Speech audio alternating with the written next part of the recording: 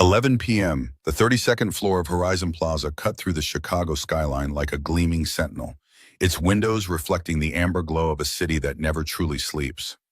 Michael Reynolds pushed his cleaning cart down the marble hallway, the soft squeak of its wheels the only sound breaking the oppressive silence. The polished brass fixtures and modern art pieces lining the walls cost more than his entire year's salary, reminders of a world he serviced but could never truly join. 3 years on the night shift had made him invisible to the executives who commanded these corridors during daylight hours. 3 years of emptying trash cans filled with discarded reports and wiping fingerprints from glass doors that separated decision-makers from those affected by their decisions. Michael had come to know the rhythm of the empty building, the particular way shadows formed across the conference rooms at night, the subtle differences in temperature between the east and west wings. He paused outside conference room C, his weathered hand frozen mid-reach for the door handle. Through the frosted glass, a silhouette hunched over the long mahogany table. Not the usual cleaning crew or security guard, but the distinctive posture of Elise Bennett, CEO of Horizon Corporation. The woman whose face graced the cover of Forbes last month, whose decisions influenced markets across 3 continents, now sat alone and trembling. Her tailored blazer appeared uncharacteristically rumpled, one manicured hand pressed desperately against her temple. Even through the translucent glass, Michael could see her breathing coming in sharp, panicked gasps. Her left eye twitched once, twice, and Michael's chest tightened with dread. Those symptoms, he'd seen them before. Stroke, imminent, fatal. The door swung open under Michael's hand with barely a whisper. Elise's head jerked up at the intrusion, her eyes struggling to focus on his face. When she opened her mouth to speak, the words emerged thick and garbled. "I'm fine, just tired." But her left hand lay motionless against the polished wood, completely unresponsive when she attempted to lift it. Terror flashed across her features as the reality struck her. Something was desperately, catastrophically wrong. Michael already had his phone out, fingers dialing 911 with practiced precision. "Ma'am, you're having a stroke. Try to stay calm. I need you to focus on my voice." His words carried the quiet authority of someone who had witnessed this emergency before, who understood exactly what was happening inside her brain at this moment. Elise's eyes widened in shock, not just at his words, but at the absolute certainty in his tone. No hesitation, no panic, just calm efficiency as he communicated precise medical information to the emergency dispatcher. 54-year-old female displaying classic stroke symptoms, facial drooping on the left side, left arm weakness, slurred speech. Symptoms presented within the last 5 minutes. "No, she's conscious. Yes, I positioned her to ensure her airway remains clear." As he spoke, Michael gently adjusted Elise's posture, checking her pulse with 2 fingers against her wrist, his movements both tender and clinical. "You're going to be okay. The most important thing is, we caught this early. Time is brain. That's what my wife always said." The ambulance screamed through downtown Chicago's empty streets, its red and blue lights painting the corporate district in urgent colors. Michael had stayed with Elise through every moment, positioning her correctly to prevent further damage, monitoring her vitals the way Rebecca had taught him during late-night conversations about emergency response. The paramedics looked surprised when this janitor in a gray uniform rattled off medical terminology with casual precision when he answered their questions about symptom onset and progression with clinical accuracy. As they loaded Elise onto the stretcher, she managed to grab Michael's sleeve with her right hand. "How did you know?" she whispered, her speech already clearer thanks to the clot-busting medication coursing through her IV. Michael looked down at this powerful woman who suddenly seemed so fragile, so utterly human. "My wife was a stroke specialist," he said simply. "She taught me to never miss the signs." Morning light filtered through worn curtains, casting gentle patterns across the small kitchen of Michael's apartment in Oakwood, a working-class neighborhood 40 minutes south of Chicago's gleaming business district. He stood at the stove, carefully flipping pancakes shaped like dinosaurs, a weekend ritual that had taken on sacred importance in the 2 years since Rebecca's death. "Triceratops or T-Rex today, buddy?" he called over his shoulder, his voice deliberately light despite the exhaustion that weighed on him after his night shift. 8-year-old Noah appeared in the doorway, hair still tousled from sleep, clutching a well-worn dinosaur encyclopedia. "T-Rex, please," but with extra teeth this time. He climbed onto a chair at the small kitchen table, placing the book down with careful reverence. "Did you save anyone last night, Dad?" Michael paused, spatula midair. He hadn't told Noah about last night's events, about the woman in the conference room or the ambulance ride. "What makes you ask that?" Noah shrugged with the particular nonchalance that children adopt when asking questions of enormous significance. "Mom used to save people, and you know all the things she knew, so maybe sometimes you save people too." The simplicity of his son's logic created a lump in Michael's throat. "I help when I can, buddy, but mostly I just clean offices." He slid the dinosaur pancake onto Noah's plate, adding extra syrup in the pattern of fearsome teeth. "Besides, the real hero in this family is you, getting an A on that science project." Noah beamed with pride, but wasn't so easily distracted. "But Mom always said knowing things about strokes means you can save someone's life. That's why she made you memorize all those symptoms and stuff." Michael sat down across from his son, his own breakfast forgotten. Rebecca had indeed drilled those warning signs into him relentlessly. FAST. Face drooping, arm weakness, speech difficulties. Time to call emergency services. She would quiz him randomly during dinner while driving, even in the middle of movies. "What would you do if you saw this?" she would ask, mimicking subtle symptoms that most people would miss. "Your mom was the real expert," Michael said softly. "She saved hundreds of lives at Chicago Memorial." "Before she went to heaven in the car accident," Noah added matter-of-factly, the way children sometimes reference enormous tragedies without fully grasping their weight. "That's right." Michael reached across the table and squeezed his son's hand. 2 years had passed since that rainy night when Rebecca, driving home after a double shift at the hospital, had encountered a drunk driver crossing the median. 2 years of single fatherhood, of night shifts that paid better but meant sleeping while Noah was at school and working while he slept.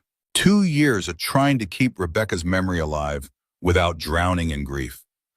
The kitchen counter behind them was cluttered with bills, medical expenses from Noah's recent bout with pneumonia, the notice of a property tax increase, the final warning from the electric company. Michael had been stretching every dollar, picking up extra shifts when possible, but it never seemed enough. The refrigerator held a calendar marked with important dates: Noah's school events in green, bill due dates in red, doctor appointments in blue, a color-coded map of their precarious existence. "Can we go to the park today?" Noah asked, expertly navigating around the syrupy carnage on his plate. "I want to try out my new dinosaur facts on the ducks." Michael smiled despite his exhaustion. Their weekend time together was sacred, the only full days they had with each other. "Absolutely, ducks need to be educated about the Jurassic period. It's our civic duty." The apartment was small but tidy, 2 bedrooms in a dated building, decorated with Noah's artwork and framed photos of Rebecca. On the living room wall hung her framed medical degree from Northwestern University, alongside a photo of her in scrubs, smiling broadly on her first day as a stroke specialist. Michael had kept everything, unable to remove any trace of the woman who had filled their lives with purpose and passion. In their bedroom, tucked away in a file box, were Rebecca's medical journals, her handwritten notes on patients and treatments, articles she had published in medical journals. Sometimes late at night, when sleep eluded him, Michael would read them, trying to understand the complex terminology, keeping her voice alive in his head through her precise, compassionate observations about stroke patients and recovery protocols.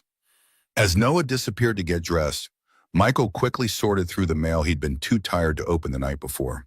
Another hospital bill, a school fundraising notice, and an official-looking envelope from their landlord that made his stomach clench. Inside was a formal notification. Rent was increasing by 15% next month due to market adjustments, an impossible sum on his current budget, already stretched to breaking point. Michael leaned against the counter, calculating figures in his head. Even with extra shifts, even cutting back on everything but the absolute essentials, the math didn't work. For the first time since Rebecca's death, he felt the ground truly giving way beneath him. "Dad, look, I made my bed all by myself." Noah's proud voice broke through his thoughts. Michael quickly folded the notice and tucked it into his pocket, forcing a smile. Today was for dinosaurs and ducks. Tomorrow he would figure out how to keep their world from collapsing. The private room at Chicago Memorial Hospital exuded the particular luxury reserved for VIPs. Actual artwork on the walls instead of generic prints, a leather sofa for visitors, flowers that had arrived by the dozen since word of Elise Bennett's minor health incident had been carefully managed by Horizon's PR department. Elise sat up in bed, her hospital gown incongruous against her usual image of power and control. Her dark hair, usually styled in a perfect bob, fell loose around her shoulders, making her appear younger, more vulnerable. The monitors beside her bed beeped with reassuring regularity, their digital readouts confirming what the doctors had already told her. She had survived with minimal damage thanks to extraordinarily prompt treatment. Dr. Martin, her personal physician for the last 5 years, stood at the foot of her bed reviewing her chart with the particular frown he reserved for situations that displeased him. You were extraordinarily lucky, Elise. If that janitor hadn't found you when he did— His name is Michael Reynolds, Elise interrupted, her voice stronger than it had been the night before. And he didn't just find me. He recognized specific stroke symptoms that you missed during my physical last month. Dr. Martin's frown deepened. I diagnosed you with executive stress and migraines, which was entirely reasonable given your position and workload.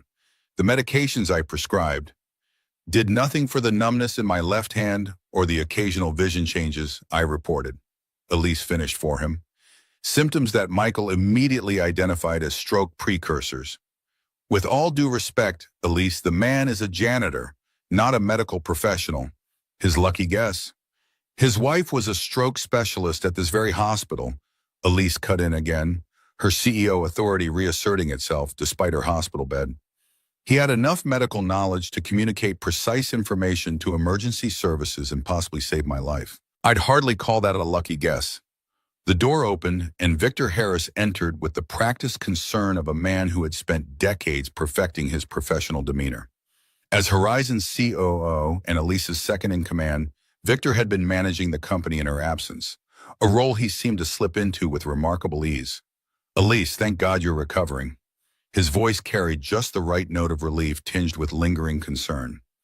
At 58, Victor maintained the trim physique and carefully colored hair of a man determined to project vitality. His tailored suit and signature red tie, his power color as he called it, completed the image of corporate reliability. The board sends their best wishes, of course. I've temporarily postponed the Nexus project presentation until you're back on your feet. Elise's eyes narrowed slightly.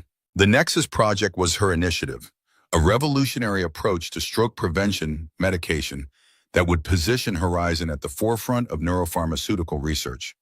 Postponed? The FDA submission timeline is critical, Victor. Just a minor delay, Victor assured her smoothly. Dr. Martin has advised that you'll need at least 2 weeks of rest before returning to work. He turned to the doctor with a collegial nod. Isn't that right, James? Martin nodded with authority. Absolutely.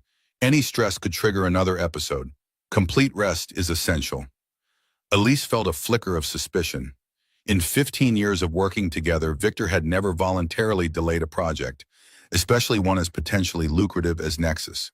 His ambition was legendary within the company. His desire to eventually occupy the CEO position an open secret. 2 weeks is excessive, she said firmly. I'll take the weekend to recover and be back in the office Monday. Always the fighter, Victor smiled, though it didn't quite reach his eyes.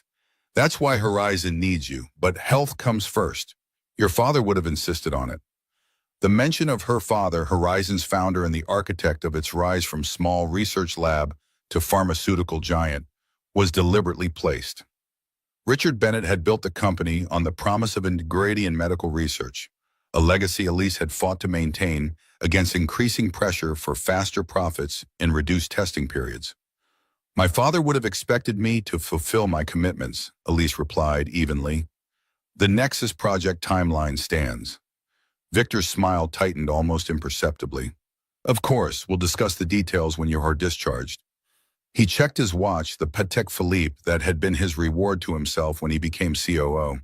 I should get back to the office. The Richardson investors are waiting for updates on the Southeast Asian expansion. After Victor and Martin departed, Elise leaned back against her pillows, suddenly exhausted by the brief power play. The symptoms had begun 6 months ago. Occasional numbness in her left hand, brief episodes of slurred speech that she had attributed to exhaustion, headaches that seemed to affect her vision. Dr. Martin had dismissed her concerns, prescribing sleep aids and suggesting she consider a vacation. Now she wondered if she had missed something more significant, not just about her health, but about the carefully balanced power structure she had maintained at Horizon. Victor's eagerness to take control, even temporarily, felt predatory rather than supportive. Her thoughts were interrupted by a light knock at the door. The hospital's administrative director entered, clipboard in hand, her professional smile firmly in place. "Ms. Bennett, I hope you're feeling better. I wanted to personally check on your comfort and see if there's anything we can provide." Elise recognized the particular deference reserved for patients whose insurance coverage or personal wealth guaranteed the hospital's VIP treatment. "Thank you, I'm comfortable, but I would like some information about a hospital employee or former employee, a stroke specialist named Reynolds, Rebecca Reynolds." The administrator's smile faltered slightly. "I'd be happy to check our records. May I ask why you're inquiring?" "Her husband may have saved my life last night. I'd like to know more about her work here." "Of course, I'll see what information I can provide within our confidentiality guidelines." The administrator made a note on her clipboard. "Is there anything else I can assist you with?" Elise considered for a moment. "Yes, I'd like the contact information for Michael Reynolds. And please ensure that my gratitude is appropriately expressed through whatever channels are appropriate." After the administrator left, Elise reached for her personal phone. Not the company device that Victor and the board could monitor, but her private line. She opened her banking app and transferred a significant sum to her personal foundation account. Whatever gesture of gratitude the hospital might arrange would be insufficient for the man who had recognized what her highly paid physician had missed. She began researching stroke symptoms on her phone, cross-referencing medical journals against her own experience over the past months. The more she read, the more convinced she became that her condition had been developing for some time and should have been caught much earlier by Dr. Martin. A new notification appeared on her screen. An email from Victor to the board, blind copied to several recipients but accidentally including her personal email. The subject line read, "Contingency Leadership Plan, Confidential Discussion." Elise stared at the notification, her heart rate increasing enough to trigger a small alert from her monitoring equipment. Victor hadn't waited even 24 hours before beginning discussions about her potential replacement. The timing went beyond opportunistic. It felt calculated, almost as though he had been waiting for this moment. For the first time, a troubling question formed in her mind. What if her stroke hadn't been an unfortunate medical event, but something more deliberate? The following Tuesday morning found Michael at his kitchen table, surrounded by rental listings from neighborhoods progressively farther from Chicago Center. Each option represented a difficult trade-off. Longer commutes versus lower rent, older buildings with maintenance issues versus newer construction with higher costs. None offered a solution that would allow them to maintain Noah's current school enrollment or their proximity to the community center where Noah attended after-school programs. A soft knock at the door startled him. The apartment building rarely received visitors, especially on weekday mornings. Through the peephole, he saw a woman in her 50s, professionally dressed in a simple but obviously expensive suit, holding a bouquet of sunflowers. It took him a moment to recognize her without the corporate backdrop. Elise Bennett, CEO of Horizon Corporation, standing in the dingy hallway of his apartment building. Michael opened the door, acutely aware of the contrast between her tailored appearance and his faded jeans and t-shirt. "Ms. Bennett, this is unexpected." Elise offered a smile that seemed genuine, if slightly uncertain. "Mr. Reynolds, I hope I'm not intruding. The hospital provided your address. I wanted to thank you personally." She extended the sunflowers. These seemed more appropriate than roses. "Please come in." Michael stepped aside, hastily gathering the rental listings and shoving them into a drawer. "And it's Michael. Mr. Reynolds was my father." Elise entered, her gaze taking in the modest apartment with its mismatched furniture and walls covered with Noah's artwork. "Then you must call me Elise." She hesitated, seemingly unsure of the proper protocol in this situation. I realize this is unconventional, but what you did, the doctors confirmed that your quick recognition of symptoms and immediate response prevented significant brain damage. I'm glad you're recovering well. Michael gestured toward the kitchen table. Would you like some coffee? It's nothing fancy, I'm afraid. Coffee would be wonderful. Elise sat down, placing the sunflowers on the table. The hospital mentioned that your wife was Dr. Rebecca Reynolds, who worked in their stroke unit until her passing 2 years ago. I'm very sorry for your loss. Michael busied himself with the coffee maker, grateful for the momentary distraction. Thank you. Rebecca was passionate about stroke awareness. She believed everyone should know the warning signs. She taught you well. Elise accepted the mug he offered. The paramedics were impressed with your knowledge. You recognized symptoms that my own physician had been dismissing for months. Before Michael could respond, the sound of a key in the lock announced Noah's arrival with Mrs. Patel, their elderly neighbor who walked him home from the bus stop on days when Michael worked nights.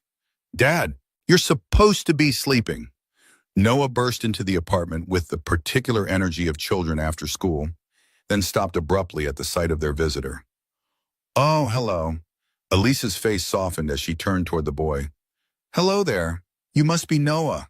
I'm Elise. Mrs. Patel hovered in the doorway, curiosity evident in her expression. Michael thanked her for bringing Noah home, and she reluctantly departed, clearly disappointed to miss whatever story explained the presence of this elegant stranger in Michael's kitchen. Noah approached cautiously, studying Elise with unabashed curiosity. Are you Dad's friend?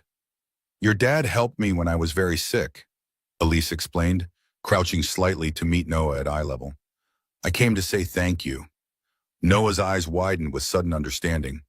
Did he use Mom's special knowledge? The stroke stuff? Elise nodded, her expression gentle. He absolutely did. Your dad recognized that I was having a stroke when nobody else noticed. The doctor said he saved my life. Noah beamed with pride, his chest puffing out slightly. Dad knows lots about sick people because Mom taught him before she went to heaven. She was a doctor for people's brains. The innocent statement hit Elise with unexpected force. Here was a child who had lost his mother, being raised by a father working night shifts to keep food on the table, yet carrying his mother's medical legacy with such pride. Your mom sounds like she was an amazing doctor, Elise said softly. And your dad is pretty amazing too. He makes dinosaur pancakes on weekends, Noah informed her seriously, as if this skill ranked alongside medical expertise in importance. And he knows all the constellation stories, even the hard ones. Michael returned from putting the sunflowers in water. Buddy, why don't you start your homework in your room? I need to talk with Ms. Bennett for a few minutes. Once Noah had reluctantly disappeared with his backpack, Michael sat down across from Elise. I appreciate your coming all this way, but it really wasn't necessary. It absolutely was. Elise's tone became more direct, more like the CEO she was known to be. Michael, what you did goes beyond a simple thank you. I'd like to offer you a position at Horizon. Michael blinked in surprise. I don't have any medical qualifications. My knowledge comes from Rebecca, not from formal education. Yet you identified what a board-certified physician missed. Elise leaned forward slightly. Horizon has a patient advocacy division that evaluates our research protocols and treatment approaches from the patient perspective. Your practical knowledge would be invaluable, a viewpoint that isn't clouded by medical school orthodoxy or corporate priorities. Michael shook his head slowly. I appreciate the offer, but I'm not looking for charity.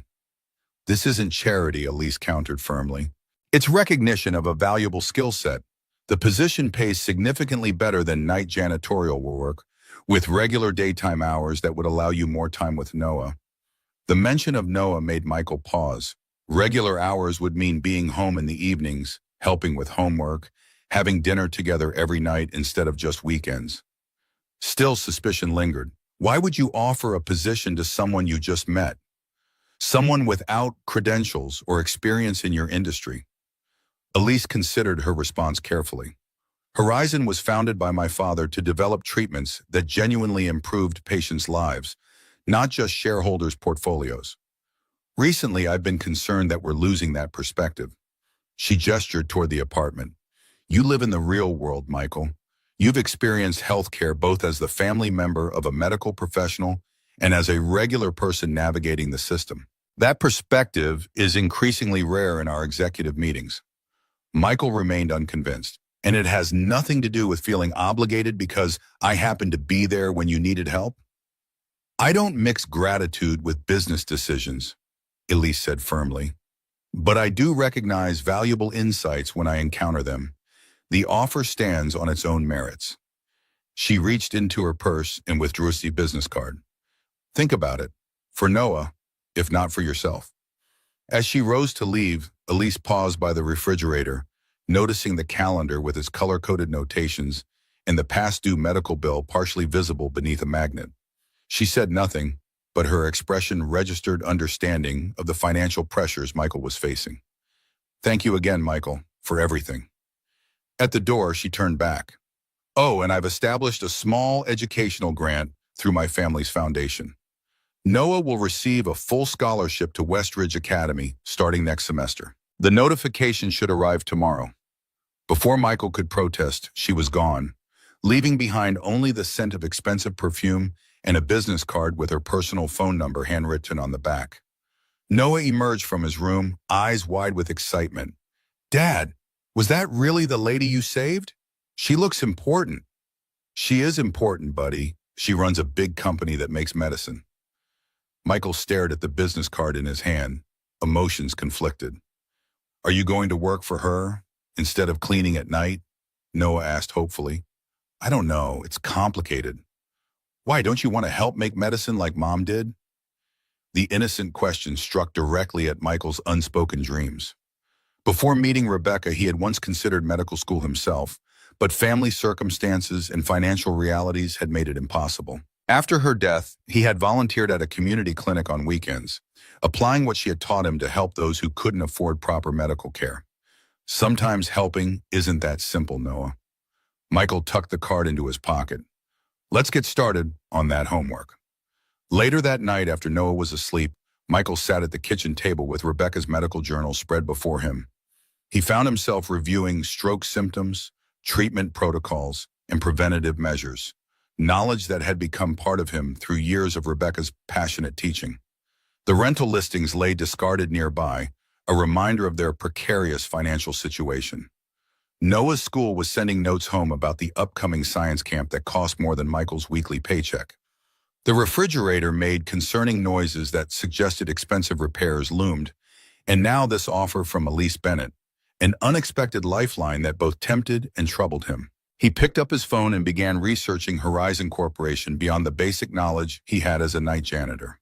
The company had started as a small research lab focused on stroke treatment and prevention, founded by Richard Bennett after his wife died from complications following a stroke. Under his leadership, Horizon had developed several groundbreaking treatments while maintaining an unusual commitment to ethical research practices.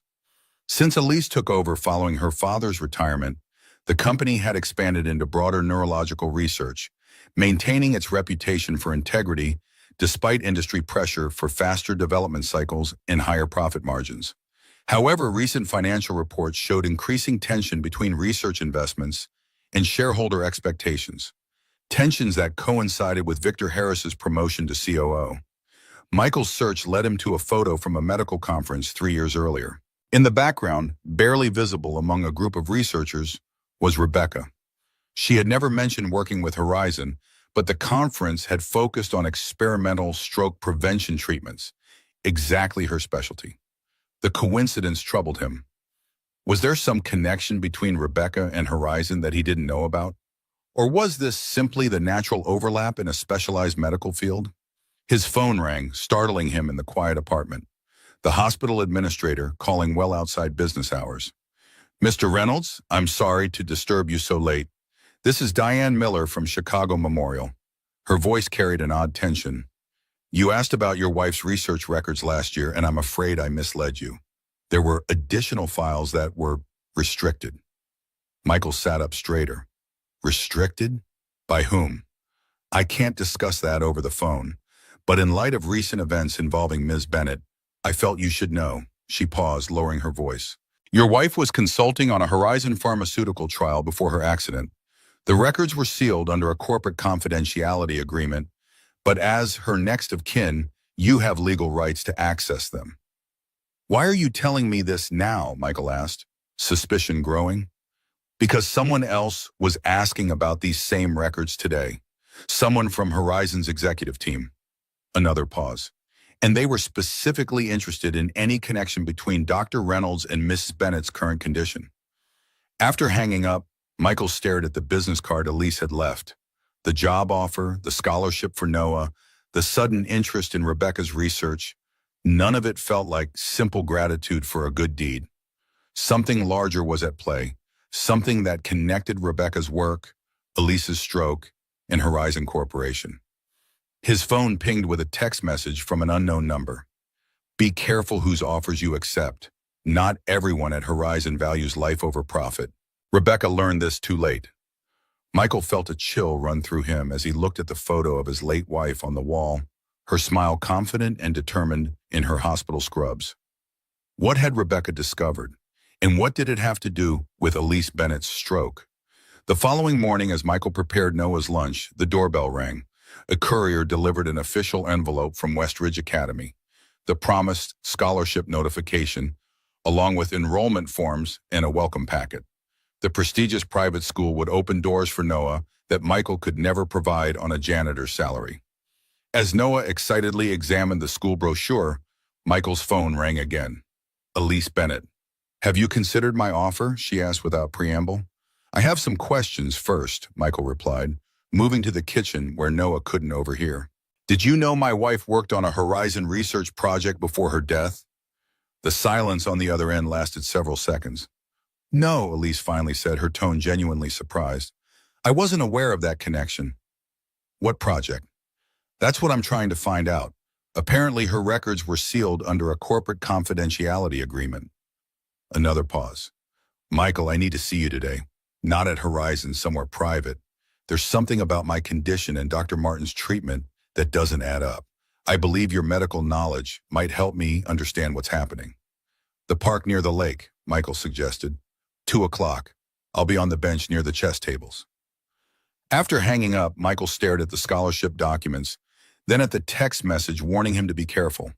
Noah deserved the opportunities this school would provide, the education that could lift him beyond their current circumstances. Yet accepting felt like stepping into something dangerous, something connected to Rebecca's death in ways he didn't yet understand. And, Dad, look! They have a real science lab and dinosaur fossils. Noah's excitement cut through his thoughts. The boy's eyes shone with a glow Michael hadn't seen since before Rebecca's death. In that moment, Michael made his decision. He would meet with Elise, accept the position at Horizon, and enroll Noah in Westridge Academy. But not out of gratitude or financial necessity. He would do it to discover the truth about Rebecca's research and its possible connection to Elise's stroke. Whatever secrets Horizon Corporation was hiding, Michael was now determined to uncover them. For Rebecca, for Noah, and for the woman whose life he had saved, but who might still be in danger from forces neither of them fully understood. Lake Michigan stretched before them like polished steel under the cloudy afternoon sky, whitecaps dancing across its surface as the wind picked up. Michael sat on the weathered park bench, watching joggers and dog walkers navigate the lakeside path. The chess tables nearby stood empty except for one elderly pair, locked in silent combat over weathered pieces.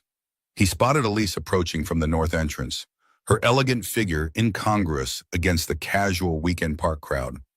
She had exchanged her corporate armor for dark jeans and a simple blue cashmere sweater, but even in casual clothes, she carried herself with the unmistakable confidence of someone accustomed to authority.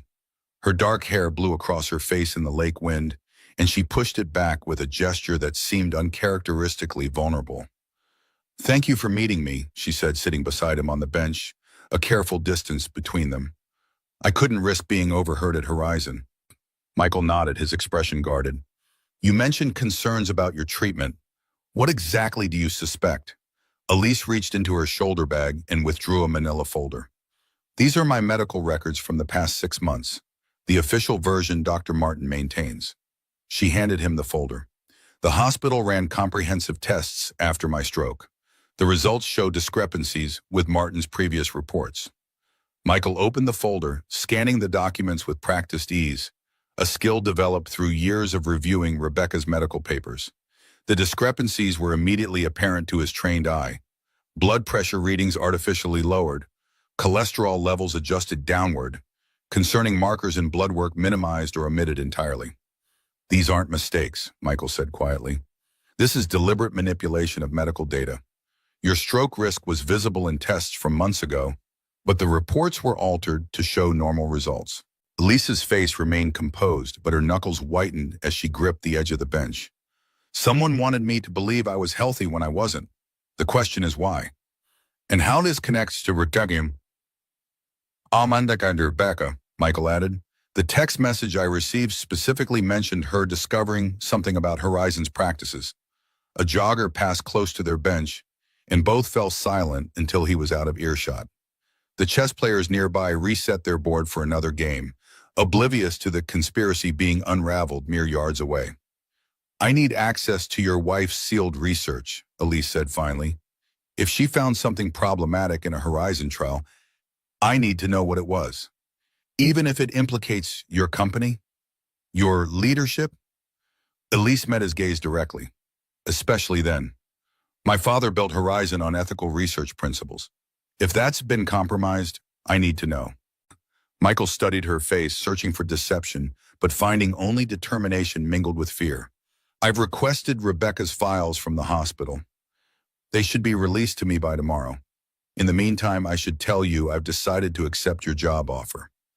Surprise flickered across Elise's features. "What changed your mind?" "Noah," Michael answered simply. "He deserves the opportunities that Westridge can provide. And if working at Horizon helps me understand what happened to Rebecca, that's something I need to pursue." Elise nodded slowly. "I'll have HR prepare your paperwork. You'll start Monday as a patient advocacy consultant." She hesitated, then added, "Victor doesn't know about this appointment yet. I'd prefer to keep it that way until you're established." "You suspect him?" "I suspect everyone right now." Elise's gaze drifted to the turbulent lake. "Victor has always wanted my position, but attempting to harm me medically seems extreme, even for him. Dr. Martin has been my physician for years. The idea that he would deliberately endanger my health is difficult to accept." "Difficult, but not impossible," Michael pointed out. "The evidence in these records is clear." They sat in silence for a moment, the weight of conspiracy settling around them like the gathering storm clouds overhead. A distant rumble of thunder punctuated the gravity of their situation. "There's something else you should know," Elise said finally.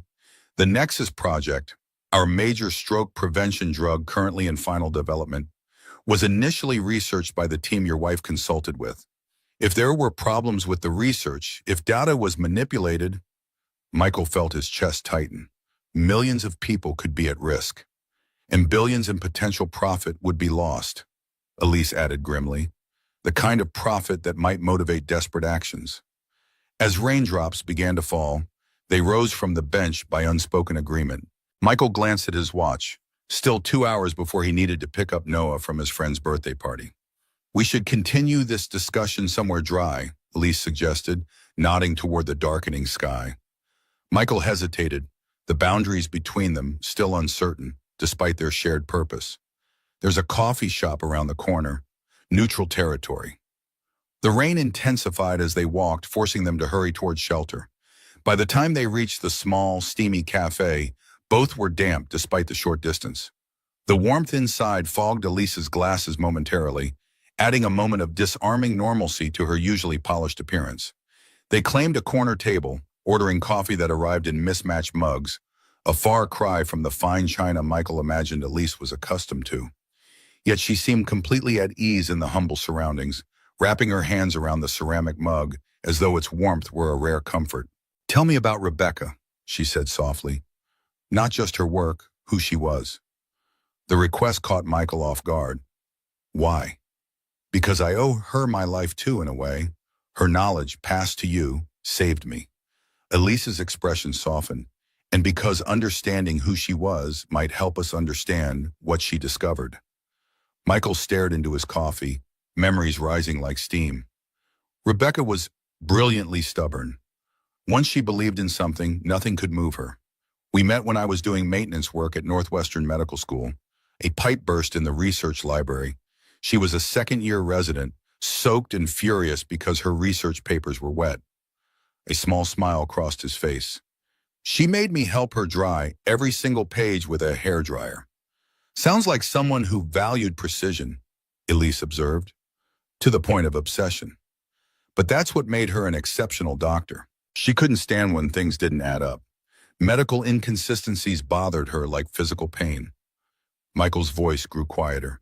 Her patients adored her because she fought for them relentlessly. She challenged senior physicians if she thought their diagnoses were off. Not always a quality that endears you to hospital administration, Elise noted. No, she clashed with the medical director several times, but her results were undeniable. Michael looked up from his coffee. If Rebecca found problems with a drug trial, she wouldn't have stayed quiet, regardless of confidentiality agreements or career implications. Which makes her sudden death all the more suspicious. Elise finished the thought that neither had fully voiced until now. The implication hung between them, heavy and disturbing. The rain lashed against the cafe windows, creating shifting shadows across their faces. Monday morning, Michael said finally. I'll be at Horizon with whatever information the hospital releases about Rebecca's research. Until then, we should be careful about being seen together. Elise nodded in agreement. I'll ensure your security clearance includes access to our research archives. If Rebecca's work intersected with Horizon, there should be records. As they prepared to leave, Elise hesitated. Michael, thank you. Not many people would pursue this, especially given the risks. I'm not doing it for you, he answered honestly. I'm doing it for Rebecca and for Noah. I understand. Elise's gaze was steady. Some debts can never be repaid, but they can be honored. Monday morning found Michael navigating the gleaming lobby of Horizon Plaza, visitor badge clipped to his shirt collar, feeling acutely out of place among the tailored suits and confident strides of corporate professionals. The receptionist directed him to the HR department on the 12th floor, where an efficiency-minded woman named Marion processed his paperwork with brisk professionalism. Patient advocacy consultant, she read from his file, eyebrows rising slightly. Interesting position. We don't usually hire without advanced degrees in this department. I have practical experience, Michael replied neutrally, signing where indicated. Must be quite impressive practical experience to bypass our usual requirements. Marion's tone remained professional, but her curiosity was evident. Ms. Bennett personally approved your application. I understand her perspective on patient needs. Marion handed him a security badge, employee handbook, and company ID. Ashley Peters, our HR director, would normally conduct your orientation, but she's in meetings all morning. Your department head will show you around instead. The elevator ride to the 28th floor, the executive level, heightened Michael's sense of displacement. His reflection in the polished doors showed a man clearly not born to this environment. His department store suit, a poor match for the bespoke attire he'd observed in the lobby, his haircut serviceable rather than stylish, his posture that of someone accustomed to physical rather than intellectual labor. The doors opened to reveal a reception area designed to impress. Marble floors, abstract art installations, and floor-to-ceiling windows showcasing Chicago's skyline. A young assistant greeted him with practiced warmth. Mr. Reynolds, Dr. Kaminsky is expecting you. This way, please. He was led through glass doors into a conference room where a woman in her 60s sat reviewing documents. Sophia Kaminsky looked up as he entered, her sharp eyes assessing him through stylish red-frame glasses. Despite her age, her salt and pepper hair was cut in a modern, angular style that suggested someone comfortable balancing tradition with innovation. Michael Reynolds, welcome to Patient Advocacy. She extended her hand, her grip firm and confident. Elise has told me about your unique qualifications. Thank you for the opportunity, Dr. Kaminsky. Sophia, please. We're informal within the department, though the rest of Horizon runs on hierarchy and titles. She gestured for him to sit. I understand you have medical knowledge from your late wife, but no formal training? That's correct. Rebecca was thorough in her teaching, but I'm not pretending to be a doctor. Sophia nodded approvingly. Good, because what we need isn't another doctor. We have plenty of those who can't see beyond their medical school training. We need someone who understands how treatments affect real people, how medical jargon confuses patients, how side effects impact daily life. She slid a tablet across the table. Here's your first assignment. Horizon's developing a new stroke prevention medication, the Nexus Project. Phase 3 trials are nearly complete, FDA submission scheduled for next quarter. I want you to review the patient experience documentation. Michael took the tablet, trying to maintain a neutral expression despite the surge of anticipation. The very project potentially connected to Rebecca's research handed to him on his first day. What exactly am I looking for? Discrepancies, places where the clinical data doesn't match patient reports, areas where medical terminology might obscure patient experiences. Sophia leaned forward slightly. Your outsider perspective is valuable precisely because you haven't been indoctrinated into pharmaceutical thinking. Michael scrolled through the document, immediately recognizing the format from Rebecca's work. How long do I have? Initial assessment by Wednesday. We'll meet with the research team Thursday to discuss your findings. Sophia stood, signaling the end of their meeting. Your office is down the hall. It has set up your systems with appropriate access. If you need additional clearance for any files, let me know. As Sophia led him to a small but well-appointed office, Michael noticed eyes following them through glass walls, curious, evaluating, some overtly suspicious. The world of corporate pharmaceuticals was clearly not accustomed to new hires in jeans and department store blazers. Don't mind them, Sophia said, noticing his awareness of the attention. Horizon has becoming increasingly siloed under Victor's influence. The research division rarely interacts with patient advocacy unless forced. And where does Elise stand on that separation? Sophia's expression grew cautious. Elise fights for integration, for holistic approaches. It's made her not universally popular with those who prefer profit over patient outcomes. She paused at his office door. Speaking of which, I should warn you that Ashley Peters will likely question your qualifications aggressively. As HR director, she's firmly in Victor's camp. I'm not afraid of difficult questions. Good. Sophia's smile held a hint of mischief, because you'll be answering plenty of them at the department meeting this afternoon. Left alone in his new office, Michael immediately began exploring the limits of his system access. The Nexus Project files were extensive but clearly sanitized for regulatory review. He needed the raw data, the original research notes, the kind of documentation Rebecca would have worked with. His phone buzzed with a text from Elise. Records arrived from hospital. Meet in third floor archive room at 12:30. Use service elevator. At 12:25, Michael followed her instructions, taking the service elevator normally used by maintenance staff. The archive room was dimly lit and smelled of old paper and dust, a physical record storage facility in an increasingly digital world. Elise was already there, wearing a lab coat over her executive attire, a disguise that would pass casual scrutiny in the research-focused lower floors. Rebecca's files, she said without preamble, gesturing to a stack of folders on a metal table. I haven't looked through them yet. Michael approached the table with a sense of reverence. These were Rebecca's last professional works, her final intellectual contributions. His hands trembled slightly as he opened the top folder. Inside were research notes on early Nexus trials marked with Rebecca's distinctive handwriting in the margins.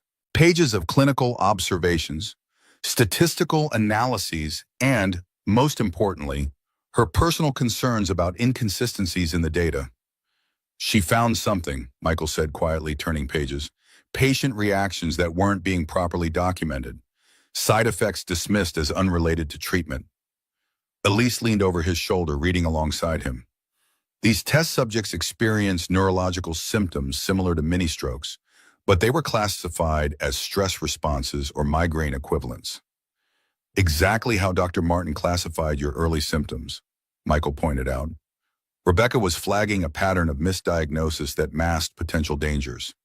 They continued through the files, piecing together Rebecca's growing concerns in the months before her death. She had documented at least 7 cases where patients experienced neurological events that were systematically excluded from the official trial results. The last entry, Michael said, his voice tight with emotion, dated 3 days before her accident. She was preparing a formal report for the FDA about data manipulation in the Nexus trials. Elise sat heavily in a metal chair, the implications washing over her. If this report had been filed, the Nexus project would have been suspended. Horizon would have faced investigation, possibly criminal charges for falsifying trial data. And billions in development costs and potential profits would have evaporated. Michael finished. Someone had a powerful motive to prevent that report from ever reaching the FDA. The question is, who knew about it? Elise's face had paled. Victor oversees all research divisions, but he doesn't personally review trial data. There would have been project leads, research directors. Dr. Martin, Michael interjected. Could he have been involved in the original trials? Elise shook her head. Martin isn't a research physician. He's an internist who specializes in executive health. His connection to Horizon is through the board. He handles annual physicals for executives and advises on corporate health programs. Michael continued turning pages, stopping suddenly when a name caught his eye. James Martin is listed here, not as a researcher, but as the physician who evaluated several test subjects who experienced neurological events. He's the one who classified their symptoms as unrelated to the medication. Elise leaned forward to see the document. That can't be coincidence. Martin was deliberately hired as my physician after being involved in the Nexus trials. To monitor you, or to ensure your symptoms would be dismissed if the medication affected you? A chill settled over the dusty room as the implications crystallized. Elise had not just been neglected medically, she had been deliberately placed under the care of someone complicit in covering up dangerous side effects. I need to access the full Nexus research database, Michael said decisively. Not just the sanitized version they gave me this morning. That requires highest level clearance. Even I would raise flags accessing those files directly. Elise thought for a moment. There's another way. The quarterly research review is Thursday afternoon. All department heads present their progress directly to me and the board. Victor will have the research director present the complete Nexus data. Can you get me into that meeting? Better than that, I'll have Sophia assign you to formally review the presentation from the patient perspective. It's unusual, but within my authority. They carefully returned Rebecca's files to their folders, leaving them in the archive room to retrieve later. As they prepared to return to their respective floors, Elise paused. Michael, we're dealing with people who may have already committed murder to protect this project. You should consider the risk to yourself, to Noah. The mention of his son sent a wave of protective fear through Michael. I've considered them, but I also need to consider the risk to thousands of patients if this medication reaches the market with these side effects concealed. Elise nodded solemnly. Rebecca's courage seems to have found its match. The afternoon department meeting proceeded exactly as Sophia had warned. Ashley Peters, the HR director, dominated the discussion with pointed questions about Michael's qualifications and the irregular hiring process that had bypassed normal channels. Patient advocacy typically requires advanced degrees in medicine, psychology, or public health, Ashley noted, her tone professionally civil but underlined with challenge. Mr. Reynolds has none of these qualifications. Mr. Reynolds brings practical experience and a unique perspective, Sophia countered smoothly. Elise specifically requested his expertise for the Nexus project review. Ashley's perfectly manicured nails tapped against the conference table. Without questioning Ms. Bennett's judgment, I feel obligated to point out that hiring decisions made during medical recovery might warrant additional review. The implication that Elise's stroke had impaired her decision-making hung in the air like a toxic cloud. I assure you, Ms. Peters, my cognitive functions are fully intact. Elise's voice came from the doorway, where she stood observing the meeting. Her unexpected presence immediately altered the room's dynamics, back straightening, expressions shifting to professional neutrality. In fact, I'm pleased to inform you all that my recovery has been so successful that I'll be resuming full duties immediately rather than following the 2-week rest period originally prescribed. Ashley recovered quickly, offering a practiced smile. Wonderful news, Elise. We're all delighted by your rapid recovery. Thank you, Ashley.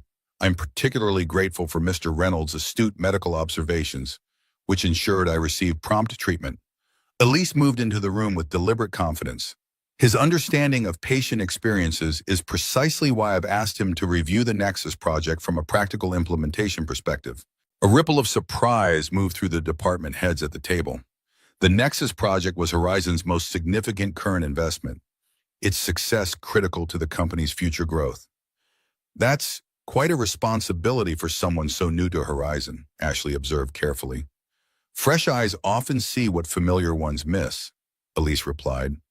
Michael will present his initial findings at Thursday's board meeting alongside the research team. After the meeting adjourned, Ashley approached Michael in the hallway, her professional smile firmly in place. Mr. Reynolds, I hope you didn't misinterpret my concerns during the meeting. It's simply my responsibility to ensure proper protocols are followed. Of course, just doing your job. Ashley lowered her voice slightly. A word of advice?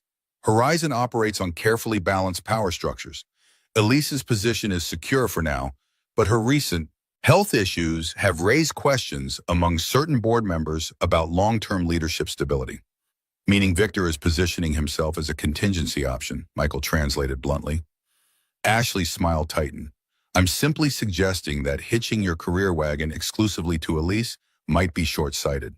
Victor values loyalty, especially from those who recognize changing winds. I'll keep that in mind. See that you do. Ashley adjusted her designer blazer with a practiced gesture. The Nexus project is Victor's particular focus. He's personally guaranteed the board it will meet all timeline and performance targets. Any delays or complications would be unwelcome.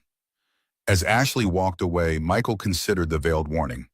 She hadn't directly threatened him, but the message was clear. Questioning the Nexus project meant challenging Victor, with potential consequences to his new position and possibly more. The rest of the afternoon passed in meticulous review of the sanitized Nexus data he'd been provided.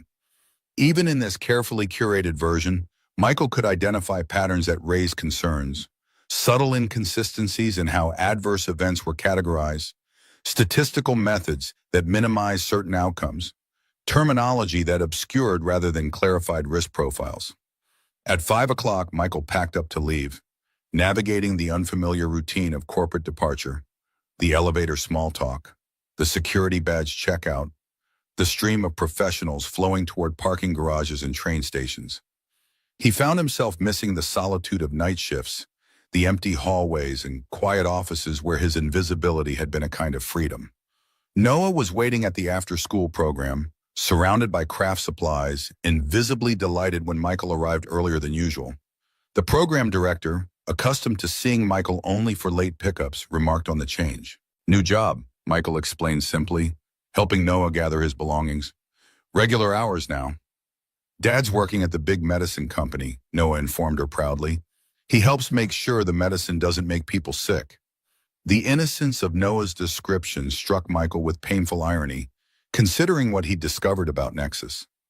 On the bus ride home, Noah chattered excitedly about his day, oblivious to the weight of conspiracy and potential danger now surrounding them. Can we have dinner together every night now? Noah asked as they entered their apartment. Like before Mom went to heaven? That's the plan, buddy, and I'll be home to help with homework too. Noah's face lit up with joy that made Michael's chest ache. This is the best day ever. Can we call Mrs. Elise and tell her thank you for giving you the new job? The mention of Elise reminded Michael of the dangers they were facing. Not tonight, buddy, but maybe soon. How about we celebrate with pizza instead? Later, after Noah was asleep, Michael spread Rebecca's research notes across the kitchen table, cross-referencing them against the Nexus documentation he'd reviewed that day. The pattern became increasingly clear: systematic suppression of concerning side effects, particularly transient neurological events that mimicked mini-strokes. Rebecca had been building a case for deliberate data manipulation, documenting a pattern that went beyond simple error or optimistic interpretation. His phone buzzed with a text from Elise. Victor scheduled private dinner with key board members tomorrow night, discussing leadership stability according to my sources.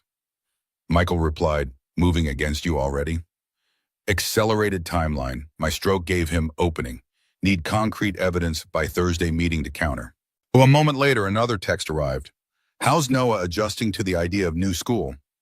The question A question, personal rather than strategic, caught Michael off guard. He found himself responding honestly. Excited but nervous, worried about fitting in. Understandable. Westridge can be intimidating. Would he like a private tour before starting? Might ease transition. Michael considered the offer.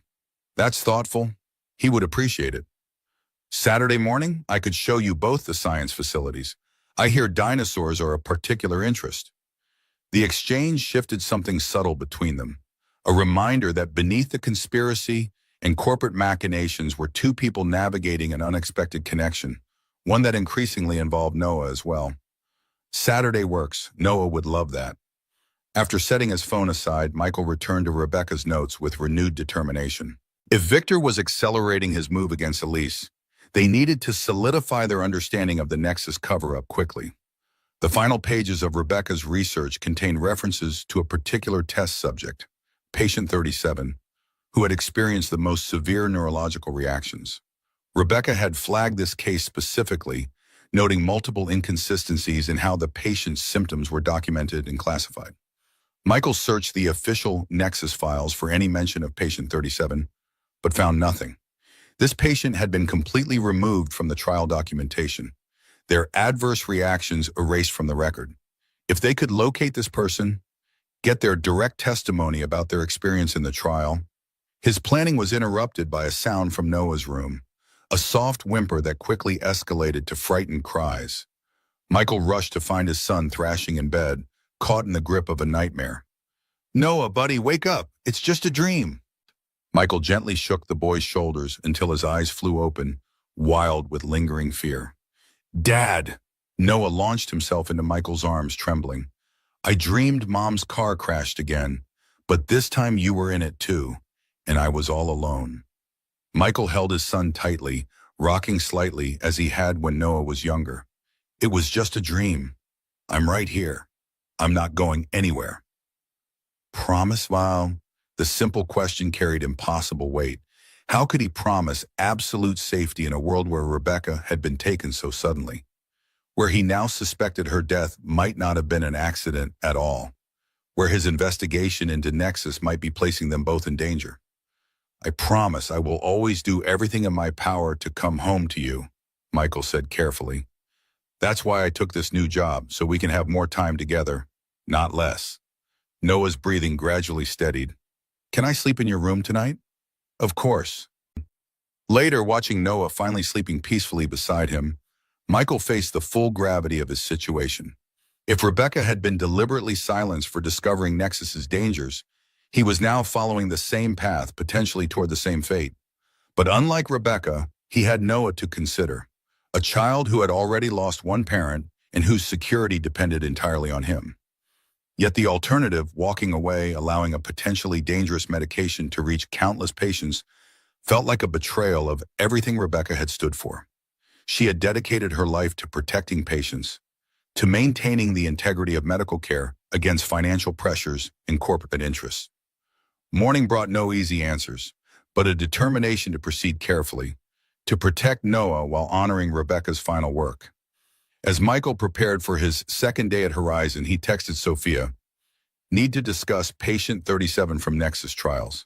Any records available?" Her response came quickly.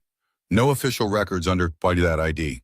We'll investigate discreetly." The research department occupied the 15th through 18th floors of Horizon Plaza, a maze of laboratories, testing facilities, and specialized equipment representing hundreds of millions in investment. Michael's patient advocacy credentials granted him limited access to the main corridors and conference areas, but the secure labs remained behind keycard-protected doors. Sophia met him in the 16th floor break room, her expression carefully neutral as colleagues passed nearby. "Walk with me," she suggested, leading him toward a small courtyard garden built into the building's center, an architectural feature designed to provide natural light and a semblance of nature within the corporate environment. Once seated on a bench surrounded by carefully manicured plants, Sophia spoke quietly.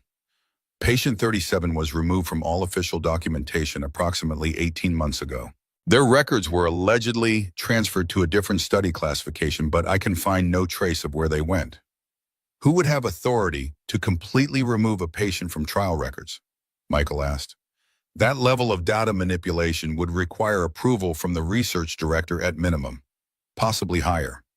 Victor. Sophia neither confirmed nor denied, but her expression spoke volumes. I did find one thing, a payment record. Unusual compensation to a trial participant classified as a special circumstances settlement requiring executive approval. A payoff to keep quiet about side effects? Possibly, but without the patient's name or contact information, we can't verify. Michael considered their options. The payment would have required financial documentation for tax purposes. Accounting records? Those would be under Ashley's ultimate authority as the executive responsible for HR and finance operations. And she's firmly in Victor's camp, Michael noted grimly. Yes, but... Sophia hesitated. Ashley's assistant Diane has been increasingly troubled by certain irregularities she's been asked to process. She might be willing to help, discreetly. Is it worth the risk to her position? Sophia's expression hardened slightly. I've been at Horizon since Richard Bennett founded it. I've watched Victor slowly corrupt the company's principles, prioritizing profit over the patient's safety. If we don't act now, everything Richard and Elise have built will be perverted into just another pharmaceutical profit machine. Michael nodded, understanding the depth of her commitment. Arrange a meeting with Diane, somewhere outside Horizon. The garden door opened and Victor Harris entered with a research team engaged in animated discussion about testing protocols. He stopped abruptly upon seeing Michael and Sophia. Kaminsky, Victor acknowledged with professional courtesy before turning his attention to Michael. And Mr. Reynolds, our newest addition. Settling in well, I hope. Very well, thank you. Michael maintained a neutral expression despite the tension coursing through him. I understand Elise has assigned you to review the Nexus project, Victor continued, his tone pleasant, but his eyes sharp with assessment. An ambitious first assignment for someone new to pharmaceutical research. I'm approaching it from the patient perspective, not the research angle, Michael clarified. My role is to consider how the documentation translates to real-world understanding. Admirable, Victor smiled thinly, though I wonder if perhaps starting with a smaller project might have been more appropriate while you acclimate to our industry. Elise felt Mr. Reynolds' unique background made him particularly suited to the Nexus review, Sophia interjected smoothly. Yes, his unique background. Victor's emphasis carried subtle mockery. I look forward to your insights at Thursday's presentation, Mr. Reynolds. The board will undoubtedly find a janitor's perspective on neurological pharmaceuticals. Illuminating. After Victor and his team departed, Sophia released a tight breath. He's concerned. That's good. It means you're on the right track. Or dangerous. It means I'm on his radar. Both, most likely. Sophia stood, professional demeanor firmly back in place. Diane will contact you about those records. Until then, continue your official review. Victor will be watching for any deviation from your assigned duties.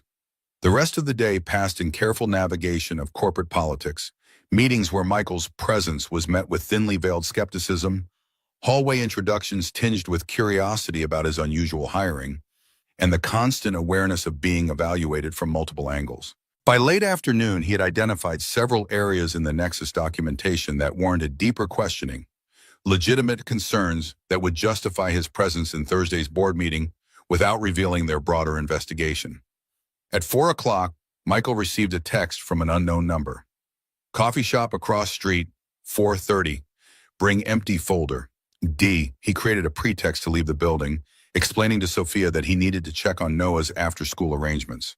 The coffee shop was crowded with Horizon employees seeking better coffee than the office provided, creating perfect cover for the meeting. Michael spotted a nervous-looking young woman in the corner, clutching a manila envelope and frequently checking her phone. He ordered a coffee and casually made his way to her table. Mind if I sit here? Place is packed. Diane nodded slightly, keeping her eyes down. She couldn't have been more than 25, probably in her first corporate position, the weight of conspiracy sitting uncomfortably on her narrow shoulders. Leave your empty folder on the table when you go, she murmured, sipping her latte. I have what you need, but I could lose my job for this. We'll protect you, Michael promised. This is about patient safety. It's worse than that. Diane's voice dropped even lower. The settlement payment to patient 37 wasn't the only one. There have been others, classified as special compensation or consulting fees, all approved directly by Victor, all requiring unusual confidentiality procedures. How many? At least 7 that I've documented, all connected to the Nexus project. She glanced nervously toward the door. Ashley doesn't know I've been keeping separate records. She trusts me to process the paperwork without questions. Why are you risking your position to help us? Diane finally looked up, meeting his eyes briefly. My mother had a stroke last year. The idea that someone would knowingly release a medication that might cause more strokes. She shook her head slightly. I can't be part of that, no matter what it costs me professionally. Michael left his folder on the table as instructed, casually making his way out of the coffee shop. 10 minutes later, waiting at the bus stop, he checked the contents. Financial records for 8 separate payments to different individuals, all linked by a common project code. The most significant payment, $350,000, had gone to patient 37, now identified as Margaret Wilson of Evanston, Illinois. He immediately texted Elise, have name and address for patient 37. Significant payoff suggests serious adverse event. Her response was immediate. Cannot visit directly, too visible. Sophia?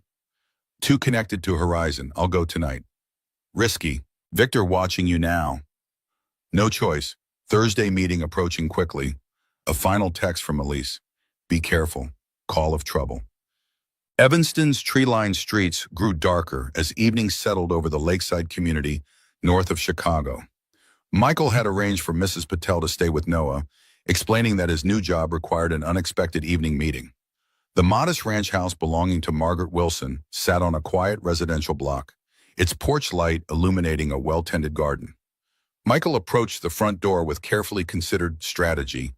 He couldn't claim Horizon affiliation, but needed to establish enough credibility to gain Margaret's trust. The door opened to reveal a woman in her early 60s leaning on a cane, her left side showing the subtle asymmetry of someone who had experienced neurological damage. Mrs. Wilson, my name is Michael Reynolds. My wife was Dr. Rebecca Reynolds from Chicago Memorial Hospital. She was reviewing the Nexus trial before her death, and I believe you were patient 37 in that study. Margaret's expression shifted from confusion to wariness. I'm not permitted to discuss that trial. There's a confidentiality agreement. I understand, but this is important, potentially life-saving for others. Michael kept his voice gentle but urgent. Rebecca identified serious concerns before she died in a car accident 2 years ago. Concerns about neurological side effects that weren't being properly reported. Margaret's hand tightened on her cane. I should call my lawyer. Please, just 5 minutes. I'm not here from Horizon or any regulatory agency. I'm here because the medication from that trial is about to be submitted for FDA approval without proper safety warnings. Something in his tone, the genuine concern, perhaps, or the mention of helping others, seemed to reach her. Margaret stepped back slightly. 5 minutes, that's all. Inside, the house revealed the adaptations of someone adjusting to partial disability. Handrails, adjusted furniture heights, specialized kitchen tools. Margaret settled carefully into a modified armchair, gesturing Michael toward the sofa. What happened to you during the trial? He asked directly. Margaret studied him for a long moment before responding. I experienced what they initially called a transient neurological event during the 3rd month of treatment. My left side went numb, my speech slurred, classic stroke symptoms. She gestured to her weakened left side. Except it wasn't transient. Some effects became permanent. How did Horizon respond? At first, they claimed it couldn't be related to the medication. Dr. Martin, the physician overseeing my case, classified it as an unrelated health event, likely caused by pre-existing conditions. Her expression hardened. But I had no relevant pre-existing conditions. I was healthy when I entered the trial. What changed? Why did they eventually pay you a settlement? Because it happened again, more severely, and I wasn't the only one. Margaret shifted in her chair, adjusting her position with practiced movements of someone long accustomed to physical limitation. I met other participants during treatment visits.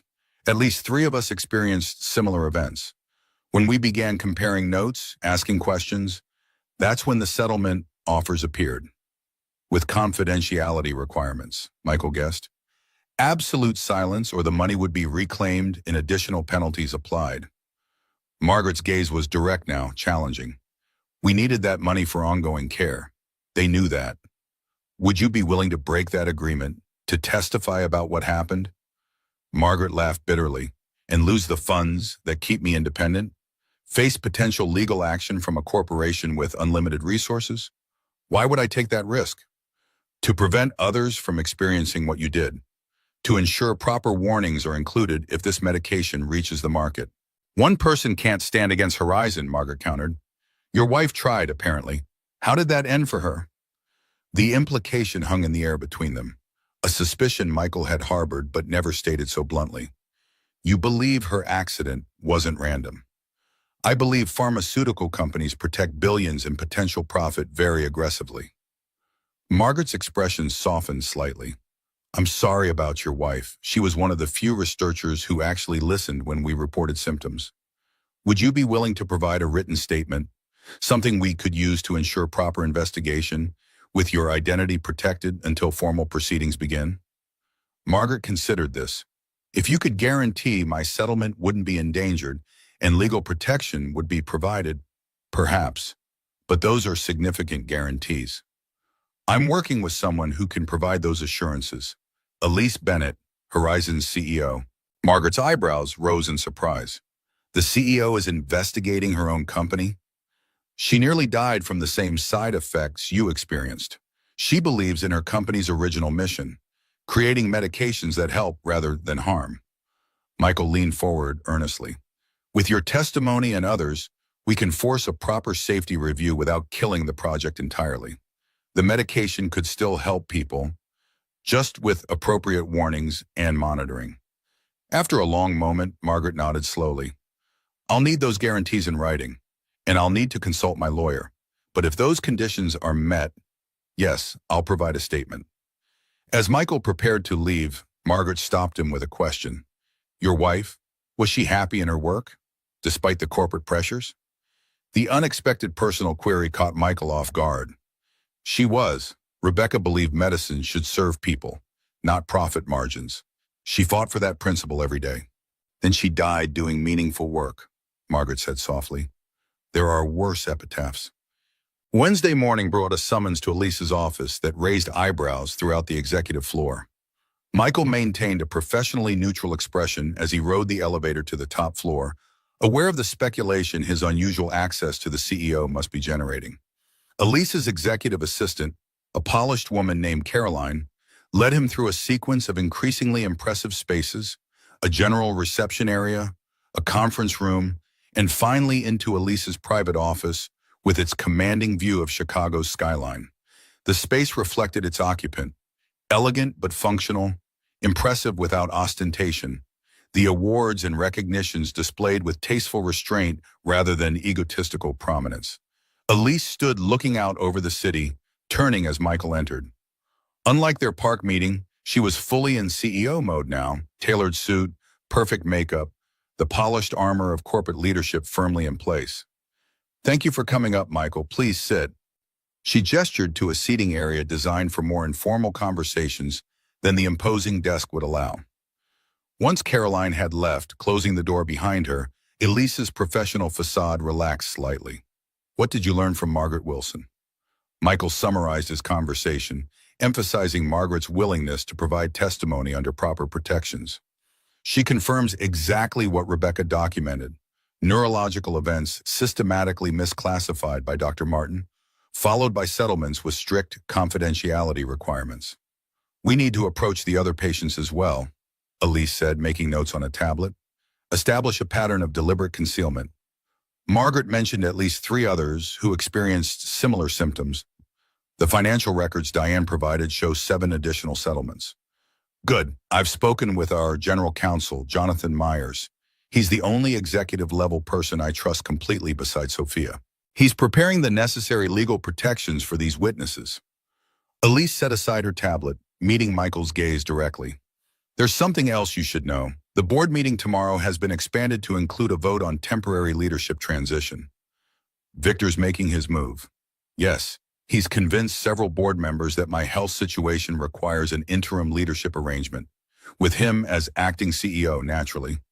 A flash of anger crossed Elise's face. The stroke gave him the opening he needed. The timing is suspicious, to say the least. Do you think he deliberately caused your stroke? Through medication? Elise considered this carefully. I don't know. I've been taking several medications prescribed by Dr. Martin over the past year, supposedly for executive stress and migraines. It's possible one was actually an experimental version of Nexus, administered without my knowledge. We need to have your prescriptions analyzed, Michael said firmly. Independent laboratory, no connection to Horizon. Already in process, Jonathan is handling it through his personal physician. Elise rose, moving back to the window. The timing is critical now. Victor expects to assume control tomorrow afternoon. We need to counter with evidence of the Nexus cover-up during the same meeting. A very public confrontation. The only kind Victor can't maneuver around. Elise turned back to face him. This creates additional risk for you, Michael. Once we reveal what we know, Victor will understand your role in the investigation. I'm already committed, Michael said simply, but I need to ensure Noah remains safe. Of course, I've arranged for security at your apartment building, discreetly. And I've spoken with Westridge Academy about expediting Noah's enrollment. He could begin as early as Monday with their enhanced security protocols. The mention of Noah's education reminded Michael of their planned tour. Is Saturday still possible for showing Noah the school? A genuine smile softened Elise's professional demeanor. Absolutely, I've been looking forward to it actually. The admission seemed to surprise even her. Noah's enthusiasm is refreshing compared to corporate politics. The personal moment was interrupted by a knock at the door. Caroline entered with an apologetic expression. I'm sorry to interrupt, Ms. Bennett, but Mr. Harris is here with a preliminary board presentation. He's quite insistent. Of course, please tell him I'll be right with him. After Caroline departed, Elise quickly returned to her CEO posture. We'll need to continue this discussion later. In the meantime, gather whatever documentation you can for tomorrow. We'll only get one chance to present our case. Michael nodded, rising to leave. I'll coordinate with Sophia on the patient testimony. And Michael? Elise hesitated, something unspoken passing between them. Thank you for pursuing this despite the risks. I'm doing it for Rebecca, he said, echoing his words from their park meeting. But even as he spoke, he recognized the partial truth in the statement.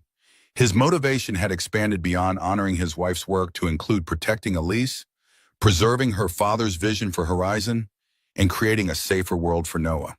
As he left through the main reception area, he encountered Victor waiting with barely concealed impatience, a team of analysts hovering nervously behind him with presentation materials. Mr. Reynolds, Victor acknowledged with cold courtesy, quite the meteoric rise you're experiencing. From cleaning floors to private meetings with the CEO in under a week. Remarkable. Just doing my job, Mr. Harris. Indeed. And what exactly is that job, I wonder?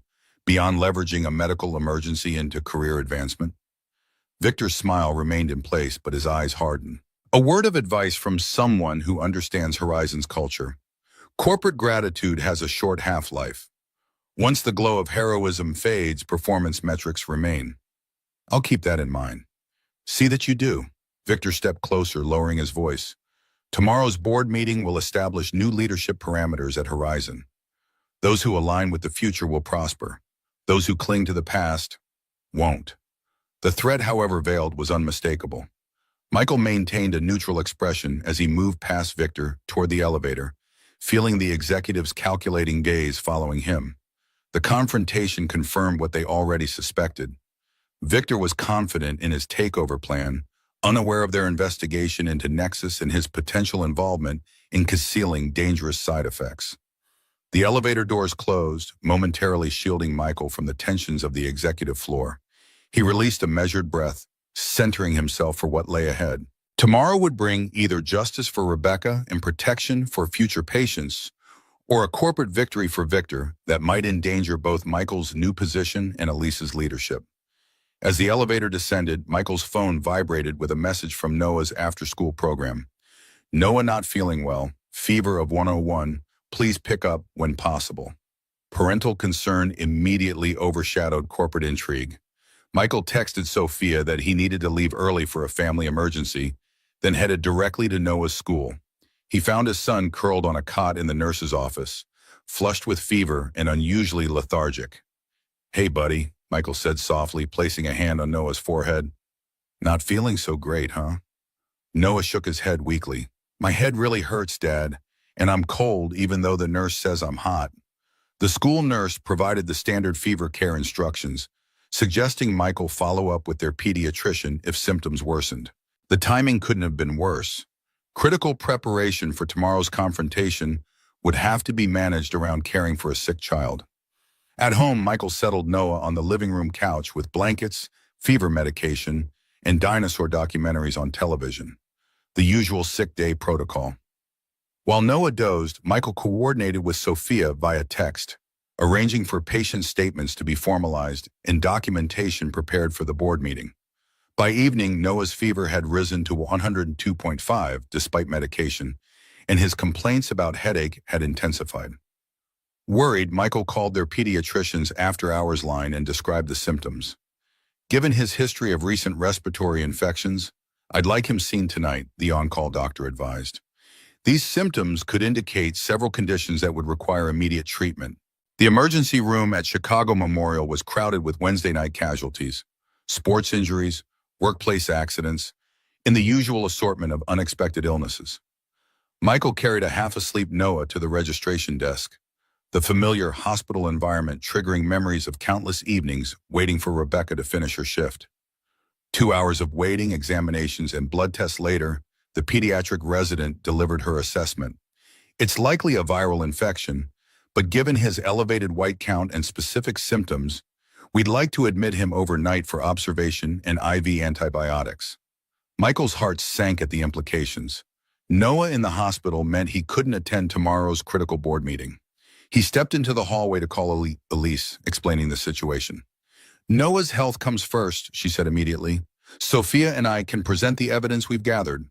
But my direct testimony about Rebecca's research and Margaret Wilson's statement would be stronger," Michael argued. "The board needs to hear from someone without corporate interest." "Perhaps," Elise paused, considering alternatives. "What if we postpone the confrontation until Friday? Give Noah time to recover? Victor expects to take control tomorrow. If he succeeds, you might not have authority to call another meeting." The impossible choice hung between them. Noah's immediate care versus preventing a potentially dangerous medication from reaching the market and holding those responsible for Rebecca's death accountable.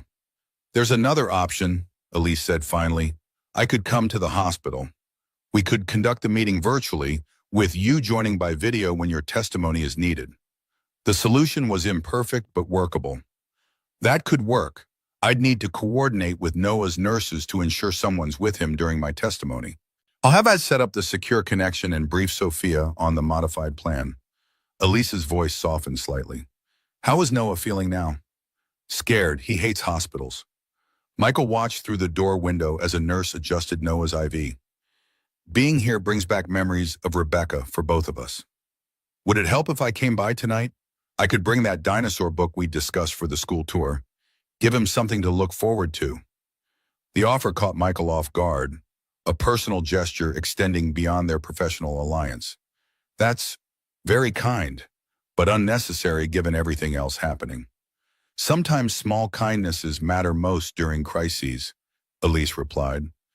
"Text me his room number once he's settled. I'll stop by on my way home." After ending the call, Michael returned to Noah's examination room, helping transfer him to a proper pediatric bed upstairs.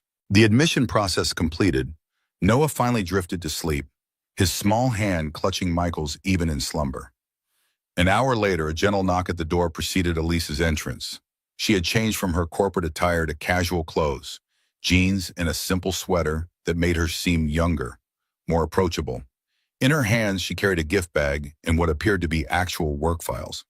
"I thought you might need these for tomorrow's presentation," she said quietly, placing the files on the bedside table. "And this is for Noah when he wakes up." She set the gift bag beside the files. "Thank you," Michael said simply, touched by the gesture. "For both." Elise approached the bed, looking down at Noah's sleeping form with unexpected tenderness. He has your determination in his face, even while sleeping. Rebecca always said the same thing. Michael smiled faintly, though he has her intelligence, thankfully. I doubt that. Recognizing stroke symptoms in a corporate executive isn't exactly the mark of low intelligence. Elise sat in the visitor's chair opposite Michael. How are you holding up? This is a lot to manage at once. The genuine concern in her question broke through Michael's carefully maintained composure. Honestly, terrified. About Noah, about tomorrow, about what happens if we fail to stop Nexus in its current form. That's completely understandable, Elise said softly. Fear means you recognize what's at stake. Rebecca would have known exactly what to do, Michael admitted, both for Noah's fever and for exposing the research problems. I think she would be incredibly proud of how you're handling both. Elise leaned forward slightly. You're honoring her legacy while forging your own path. That takes remarkable courage. Their conversation continued quietly as Noah slept, shifting between tomorrow's strategic planning and more personal reflections. For a brief interlude, the hospital room became a sanctuary from corporate politics and pharmaceutical conspiracies. Just two people connected by circumstance and growing mutual respect. When Elise finally rose to leave, she hesitated at the door. Michael, whatever happens tomorrow, know that meeting you and Noah has been unexpected but significant. In my position, genuine connections are rare. Before Michael could respond, she was gone, leaving behind the work files, the gift bag, and a lingering sense that their alliance had evolved into something neither had anticipated. He turned back to Noah, stroking his son's hair gently as the boy slept through the hospital night, monitors beeping their reassuring rhythm. Tomorrow would bring their confrontation with Victor, their attempt to preserve Rebecca's legacy and protect future patients. But tonight, in this quiet room, Michael allowed himself to acknowledge that his motivations had expanded beyond justice for his late wife. Somewhere in this unlikely partnership with Elise Bennett, he had found a purpose that looked forward rather than back, and perhaps the first tentative steps toward healing for both himself and Noah. Morning would arrive soon enough with its challenges and consequences. For now, Michael settled into the uncomfortable hospital chair, one hand still holding Noah's, and allowed himself a moment of peace before the storm. Dawn broke over Chicago Memorial Hospital in gentle increments, morning light filtering through the half-drawn blinds of Noah's room. Michael awoke with a stiff neck from the awkward angle of the hospital chair, his hands still loosely clasped in his son's. The night had passed in the strange timelessness of hospital stays. Nurse checks every few hours, the quiet beep of monitors, the muffled sounds of a medical institution that never truly sleeps. Noah's fever had broken around 3 in the morning, his small body finally winning the battle that had sent them rushing to the emergency room. He slept peacefully now, his breathing even, his face no longer flushed with unhealthy heat. The pediatric resident had stopped by during early rounds, confirming what the monitors already showed. Noah was responding well to treatment and would likely be discharged by afternoon. Michael carefully extracted his hand from Noah's and stretched, his body protesting the night spent in upright vigilance. Today was Thursday, board meeting day. The culmination of their investigation into Nexus, the confrontation with Victor, the opportunity to finally learn the truth about Rebecca's death. And here he sat, miles from Horizon Plaza, anchored to his son's bedside by paternal duty and love. The hospital room phone rang softly. Michael answered quickly to avoid waking Noah. Mr. Reynolds? This is Caroline, Elise Bennett's assistant. Miss Bennett asked me to confirm the video conference setup for this afternoon's board meeting. It will be sending someone to the hospital by 11 to establish a secure connection from your room. Thank you, Caroline. Has there been any change to the meeting schedule? No, sir. The board convenes at 2 o'clock. Your segment is scheduled for approximately 2:30 after the initial Nexus presentation. Ms. Bennett suggested you might need childcare assistance during the meeting. I've arranged for a pediatric nurse to be available specifically for Noah if needed. The level of consideration surprised Michael. That's very thoughtful. Please thank Ms. Bennett for me. After hanging up, Michael noticed Noah was awake, watching him with sleepy curiosity. Are you in trouble at your new job, Dad? Noah asked, his voice still raspy from sleep. Michael moved to sit on the edge of the bed. Why would you think that, buddy? Because you look worried and you're talking about meetings from the hospital. Noah's perception, as always, cuts straight to the heart of adult complexities. Is Ms. Elise mad that you're here with me instead of there? No, not at all. In fact, she's making special arrangements so I can still participate in the meeting from right here with you. Michael smoothed Noah's rumpled hair. How are you feeling this morning? Better. My head doesn't hurt as much. Noah's eyes drifted to the colorful gift bag on the bedside table. What's that? A present from Ms. Elise. She stopped by last night while you were sleeping. Noah's eyes widened. She came to the hospital just to see me? She was concerned about you, and she brought some work files for me, but yes, she came to see how you were doing. Noah reached for the bag, pulling out a beautifully illustrated book on paleontology with museum-quality dinosaur renderings, along with a small plush triceratops wearing a tiny Westridge Academy t-shirt. A handwritten note was tucked inside the book's cover. For Noah, every great scientist starts with curiosity. Looking forward to showing you the school labs on Saturday. Get well soon. Elise. Wow, Noah breathed, already paging through the book with reverent fingers. This is the best dinosaur book ever. And look, Dad, the Triceratops has a shirt from my new school. Michael watched his son's delight with a complex mixture of emotions. The thoughtfulness of Elise's gift, perfectly calibrated to Noah's interests in their planned school tour, revealed an attentiveness he hadn't expected from someone in her position. She had listened, remembered, and connected with Noah's passions in a way that went beyond professional courtesy or obligation. The morning passed with Noah's condition steadily improving. The IT specialist arrived precisely at 11, setting up a secure laptop connection to Horizon's boardroom while maintaining professional discretion about the unusual arrangement. By early afternoon, Noah's pediatrician had signed discharge papers, though she recommended he rest at the hospital until evening as a precaution. Perfect timing, Michael told Noah as he helped him into a sitting position for lunch. I need to join this meeting at 2 o'clock, and then we can go home afterward. Can I watch? Noah asked, sipping apple juice through a straw. It's pretty boring grown-up stuff, buddy, but the nurse Ms. Elise arranged will be here to keep you company. At precisely 2 o'clock, the laptop screen illuminated with the live feed from Horizon's executive boardroom. Michael could see Elise at the head of the table, flanked by Sophia and a distinguished silver-haired man he presumed was Jonathan Myers, the trusted general counsel. Victor sat opposite, surrounded by his research team and Ashley Peters. Board members, primarily older men in expensive suits, filled the remaining seats, their expressions ranging from impatient to curious.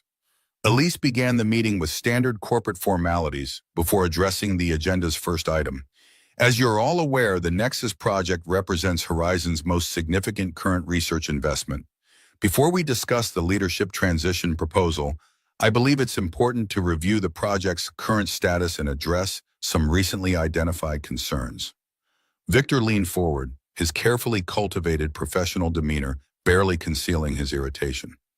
The research team is fully prepared to present Nexus's impressive progress. We remain on schedule for FDA submission next quarter, with market projections exceeding initial estimates by 20%. Excellent, Elise responded smoothly. And safety profile? No outstanding concerns there? All safety parameters meet or exceed FDA requirements, Victor stated confidently. The research director will present the complete data package. For the next 20 minutes, Michael watched as the research director, a nervous man named Dr. Patel, presented carefully sanitized clinical data showing Nexus's apparent effectiveness with minimal side effects. The presentation was polished, convincing, and according to Rebecca's research notes, deliberately misleading.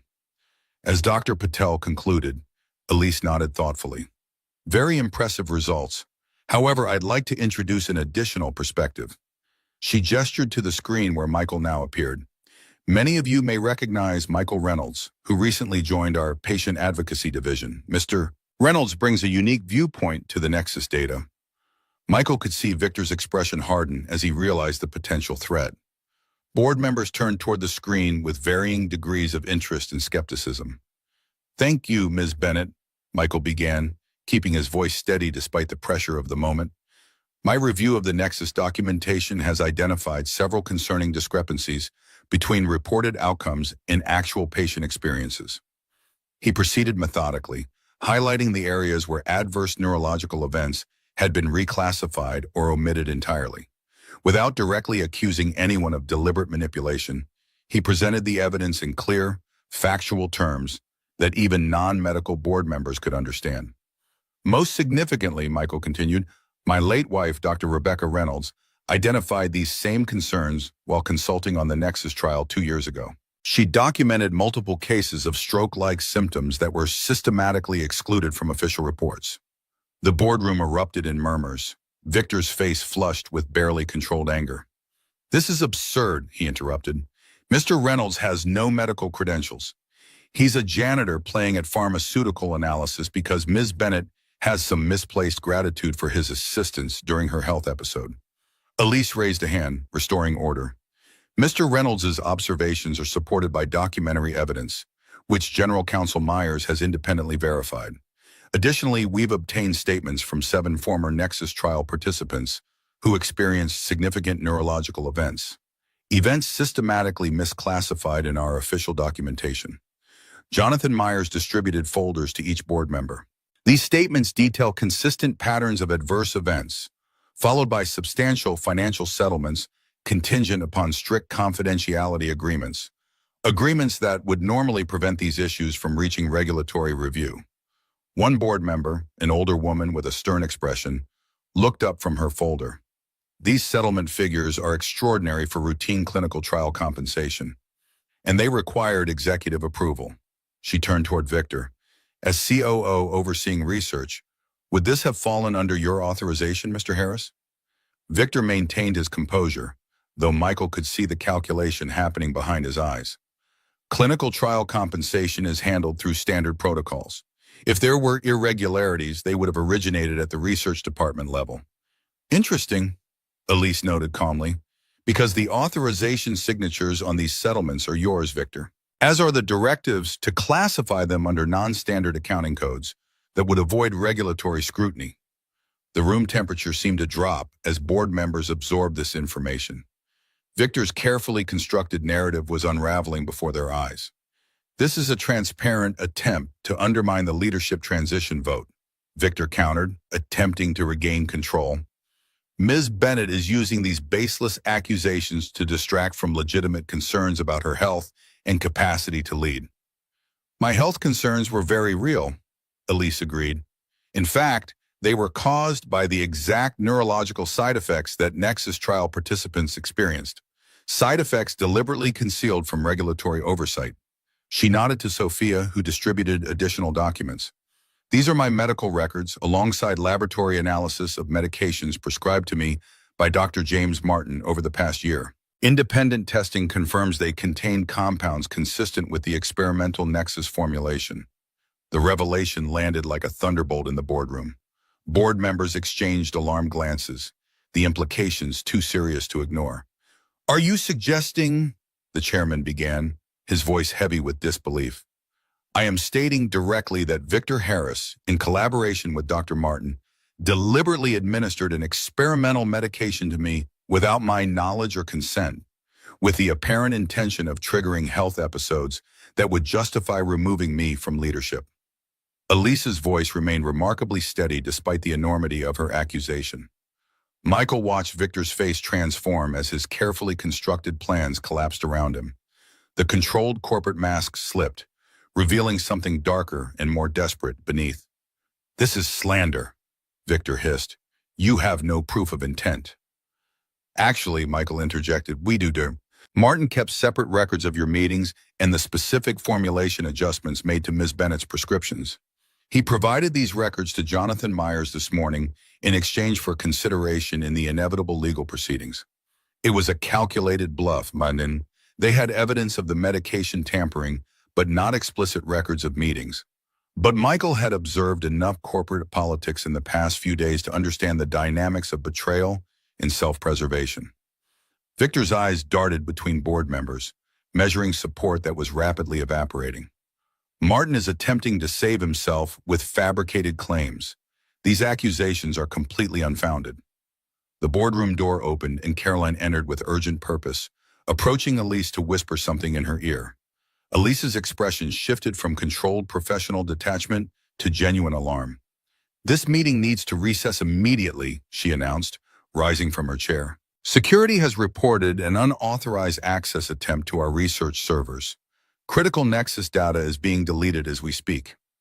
Board members reacted with confusion, but Victor's face betrayed him, a flicker of calculation that confirmed Michael's sudden suspicion.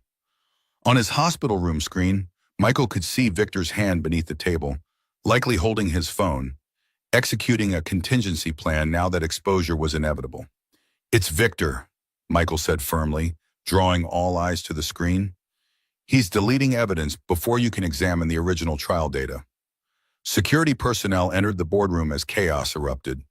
Victor rose abruptly, attempting to exit but finding his path blocked. What happened next unfolded with shocking speed. Victor shoved past a security guard, making for the door while shouting accusations of conspiracy against him. In the confusion, Michael's video feed briefly lost connection. When it restored seconds later, the scene had transformed. Victor was being restrained by security personnel, the boardroom in disarray, and Elise was directing emergency IT protocols to preserve critical data.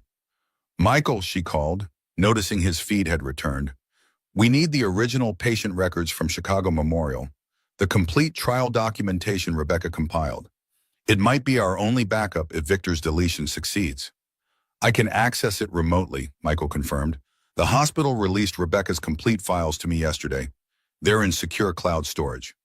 The next hour passed in tense coordination, Michael working from Noah's hospital room to transmit Rebecca's meticulous documentation to Horizon's legal team, while security and IT specialists at Horizon attempted to mitigate the damage to research servers.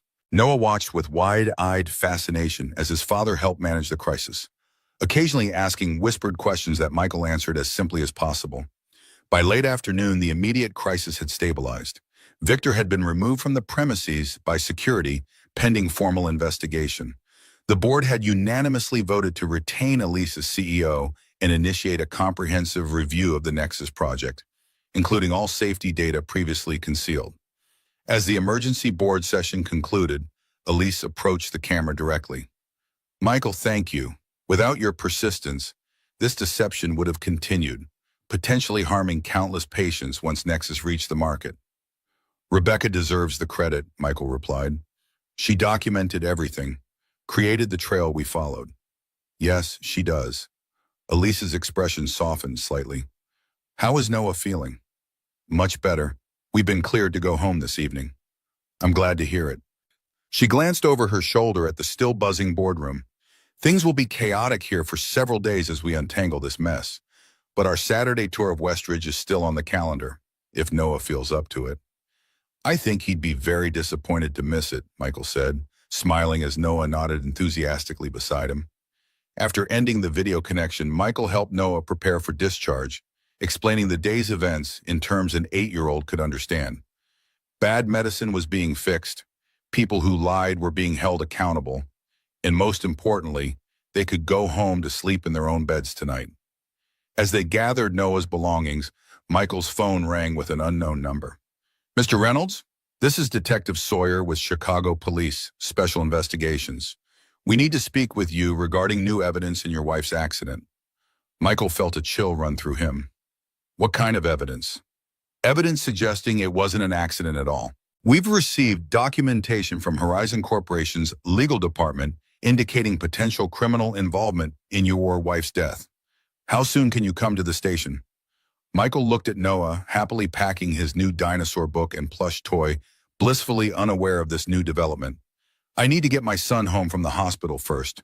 Could someone meet us at our apartment this evening?"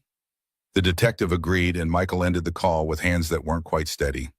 After 2 years of grief and adjustment, the possibility of learning the full truth about Rebecca's death and achieving justice for her seemed both desperately needed and terrifyingly final.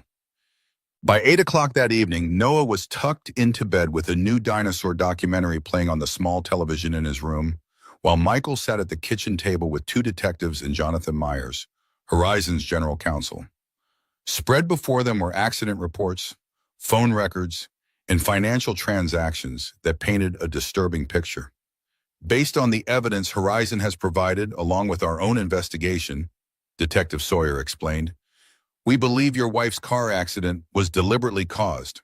The driver who crossed the median had received a significant cash payment the day before from a shell company we've now linked to Victor Harris. Michael stared at the documentation, a roaring in his ears, nearly drowning out the detective's words. You're saying Victor hired someone to kill Rebecca because of what she discovered about Nexus? The evidence strongly suggests that conclusion, Jonathan confirmed. When our security team seized Victor's devices this afternoon, we discovered encrypted communications referencing Dr. Reynolds and the need to contain the situation before her FDA report could be filed.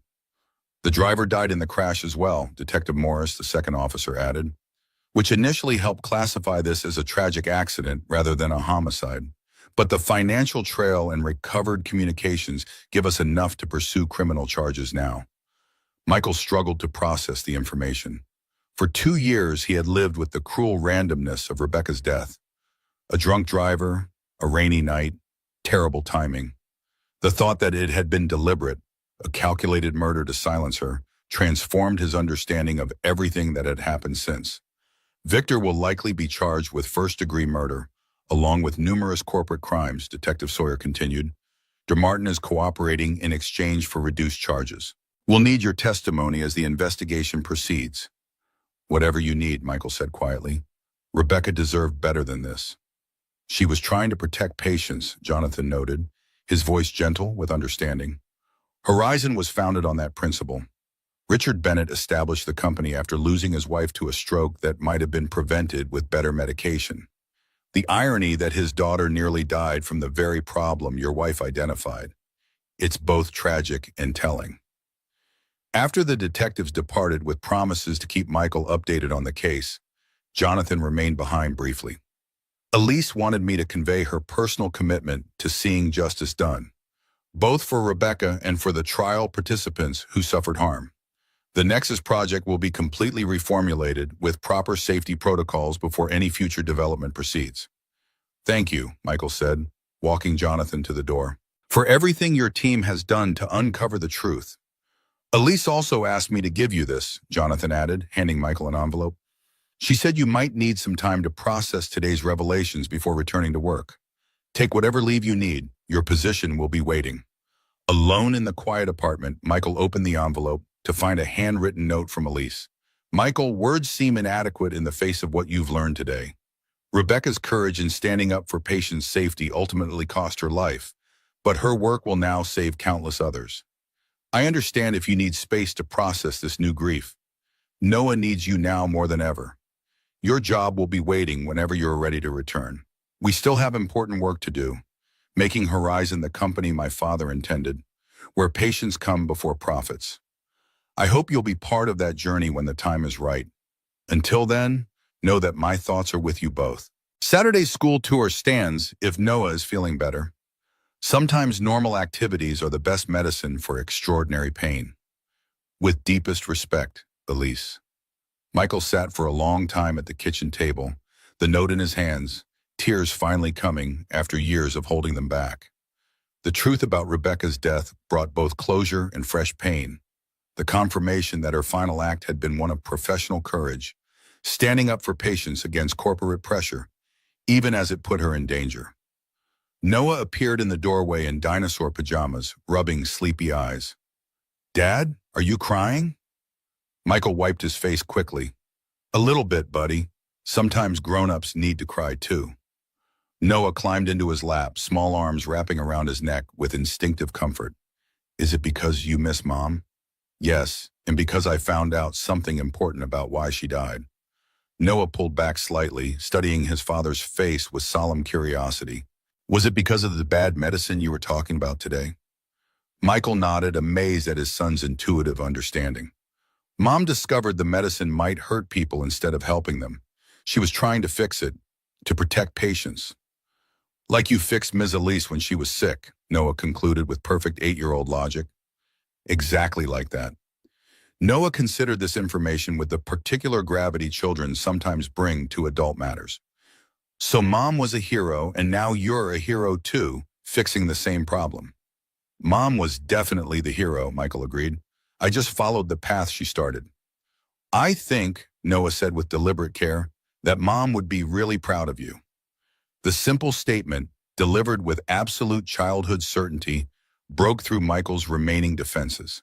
He hugged Noah tightly, this miraculous boy who somehow carried Rebecca's wisdom and compassion alongside Michael's determination.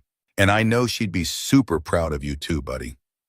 Saturday morning brought clear skies and mild temperatures, perfect weather for their postponed tour of Westridge Academy. Noah had recovered fully from his illness, his energy restored and multiplied by excitement about visiting his potential new school. Michael had spent Friday in meetings with detectives and Horizon's legal team, providing additional documentation and testimony for the case against Victor. The investigation had expanded to include corporate fraud, attempted murder regarding Elise's medication tampering, and first-degree murder charges for Rebecca's death. Dr. Martin had agreed to testify against Victor in exchange for leniency, confirming that he had deliberately misdiagnosed Elise's symptoms under Victor's direction. The media had begun reporting on the Horizon Health scandal, though Rebecca's name had been kept out of public coverage at Michael's request, protecting Noah from learning the full details through news reports rather than his father's careful explanations. Elise was waiting for them at Westridge's main entrance, dressed casually in jeans and a light sweater that made her appear more like a fellow parent than a corporate CEO. She greeted Noah with genuine warmth, asking about his recovery and dinosaur preferences with the focused attention that children immediately recognize as authentic interest. I brought my new book to show the science teacher, Noah informed her seriously. Do you think they'll be impressed by my dinosaur knowledge? Absolutely, Elise assured him. Westridge values students who have passion for learning, especially self-directed learning like your dinosaur research. The tour proceeded through state-of-the-art facilities, science laboratories with equipment many colleges would envy, art studios flooded with natural light, a library that balanced digital resources with the irreplaceable magic of physical books. Noah's eyes grew wider with each new discovery, but his true excitement erupted when they reached the paleontology section of the science department. Real fossils, he exclaimed, approaching the display cases with reverent steps. Dad, look, they have an actual Triceratops horn fragment. The science teacher on weekend duty, an enthusiastic woman named Ms. Chen, noticed Noah's expertise immediately. You really know your dinosaurs, young man. Are you interested in becoming a paleontologist? Yes, or maybe a doctor like my mom was. She fixed people's brains after strokes. Noah turned to Michael. Dad, could I be both? A doctor who also studies dinosaur bones? Absolutely, Michael assured him, catching Elise's smile at Noah's ambition. People can have multiple specialties if they work hard enough. As Ms. Chen gave Noah a special behind-the-scenes tour of additional fossil specimens, Michael and Elise found themselves momentarily alone in the school's sunlit courtyard. He's remarkable, Elise observed. So resilient, so curious. You've done an amazing job with him, especially considering what you've both been through. Thank you. Michael watched through the window as Noah carefully examined a fossilized footprint. Children are surprisingly adaptable, more so than adults sometimes. He's incorporated Rebecca's absence into his worldview without letting it define him. A valuable skill at any age. Elise hesitated before adding, how are you processing the news about Rebecca's death? Jonathan mentioned you've been extraordinarily composed through the investigation. Michael considered the question thoughtfully. I'm still working through it. The anger comes in waves, knowing someone deliberately took her from us. That Noah lost his mother because of corporate greed. He sighed heavily. But there's also a strange comfort in knowing she died for something she believed in, protecting patients from harm. It aligns with who she was. Purpose in tragedy doesn't diminish the loss, but it can help make sense of it, Elise offered quietly. My mother's stroke is what drove my father to found Horizon, to develop better treatments so other families wouldn't suffer as we did. Her death had meaning, though we still missed her every day. The parallel between their experiences created a moment of understanding that transcended words. They stood in comfortable silence, watching Noah's animated conversation with Miss and Ms. Chen through the window. I've been thinking about your offer, Michael said finally. about returning to Horizon when I'm ready. And I want to come back, not just to honor Rebecca's work, but because I believe in what you're trying to rebuild, a company that prioritizes patients over profits. He turned to face her directly. The patient advocacy role means something to me now. Using Rebecca's knowledge to ensure medications actually help people rather than harm them. Elise's expression warmed with genuine pleasure. I was hoping you'd say that. Your perspective is exactly what Horizon needs as we restructure. The board has approved a complete reorganization of our research protocols, with patient advocacy involved from the earliest development stages. Noah's voice interrupted their conversation as he rushed into the courtyard clutching a casting of a dinosaur tooth. Ms. Chen says I can keep this. It's a replica they make for special visitors. And she said if I come to Westridge, I could join the Junior Paleontology Club, even though it's usually just for older kids. His excitement was contagious, bringing smiles to both adults. As they continued the tour, Michael noticed the easy rapport developing between Noah and Elise, her genuine interest in his observations, his growing comfort in her presence. Something was healing in both of them through this unexpected connection, a gradual filling of empty spaces left by profound losses. After the tour concluded, Elise suggested lunch at a nearby cafe known for its dinosaur-themed children's menu. Over stegosaurus sandwiches and pterodactyl fries, Noah regaled them with facts from his new book, occasionally asking Elise surprisingly insightful questions about how companies like Horizon develop new medicines. So you make medicine that stops strokes, like what happened to you and what Mom helping people with? Noah clarified, connecting the pieces in his mind. That's exactly right, Elise confirmed, though sometimes people forget that medicines need to be both effective and safe. That's why your dad's job is so important. He helps make sure we remember the safe part. Because he knows what Mom taught him about strokes. Noah nodded with perfect comprehension. And that's why the bad man tried to hurt you with the wrong medicine. Michael and Elise exchanged surprised glances at Noah's straightforward summary of complex corporate malfeasance. That's a very good way to put it, Elise acknowledged. Dad explained it to me, Noah said matter-of-factly, dipping a French fry in ketchup. The bad man wanted to be the boss so much that he forgot medicines are supposed to help people, not hurt them. Out of the mouths of babes, Michael thought, marveling at how Noah had distilled weeks of corporate intrigue and criminal investigation into one perfectly accurate sentence. As lunch concluded, Noah's energy finally began to wane after the excitement of the morning. His eyelids grew heavy, the aftermath of his recent illness catching up with him. I think someone needs an afternoon nap, Michael observed, watching Noah struggle to stifle a yawn. I'm not tired, Noah protested automatically, even as he rubbed his eyes. We haven't seen the playground yet. The playground will still be here next time, Elise promised. Westridge isn't going anywhere. Outside the cafe, as they prepared to part ways, Noah surprised both adults by spontaneously hugging Elise. Thank you for showing me the dinosaurs in the school. I really want to go there. Elise returned the embrace with natural warmth. We're looking forward to having you, Noah. Students with your curiosity make Westridge a special place. As Noah climbed into Michael's car, already half asleep despite his protests of wakefulness, Elise and Michael shared a moment of private conversation. He's going to be fine there, Elise assured him. The scholarship is permanent, regardless of your role at Horizon. I want to be clear about that. Thank you for everything. The school, the room, finding the truth about Rebecca. Elise hesitated, then spoke with careful honesty. These past weeks have been transformative for me as well. Nearly dying changes your perspective on what matters. So does discovering your company has strayed from its founding principles. She met his gaze directly. Meeting you and Noah, it's been an unexpected reminder of why my father started Horizon in the first place.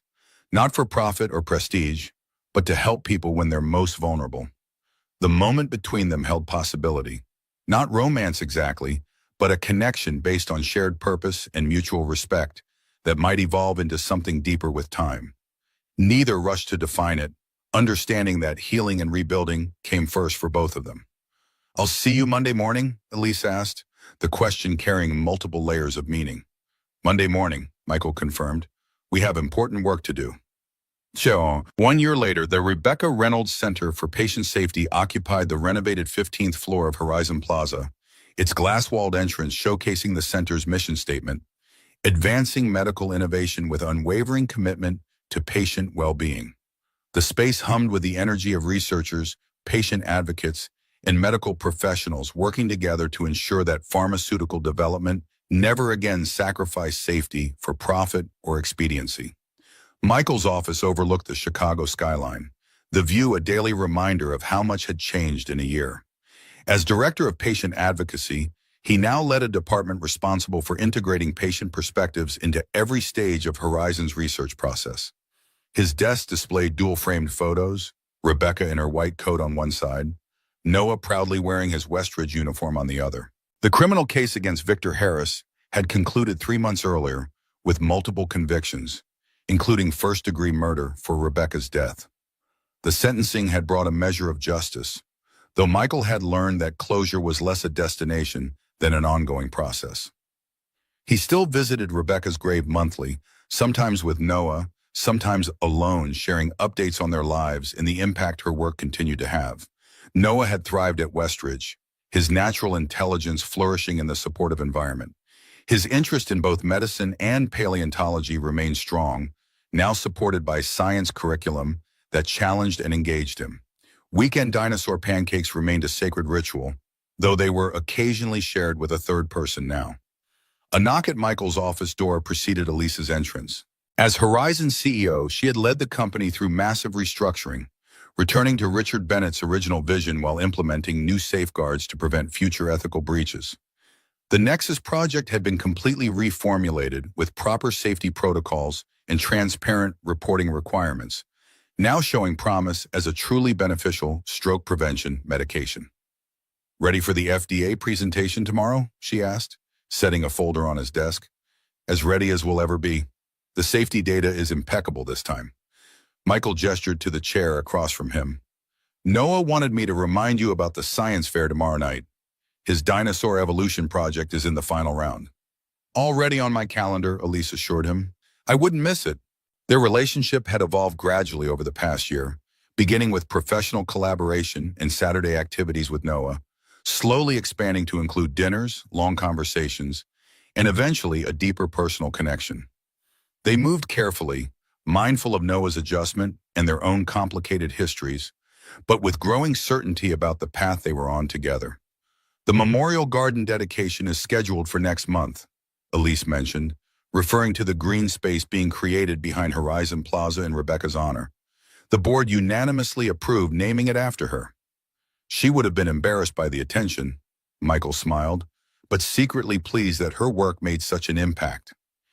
"Impact that continues through you," Elise pointed out.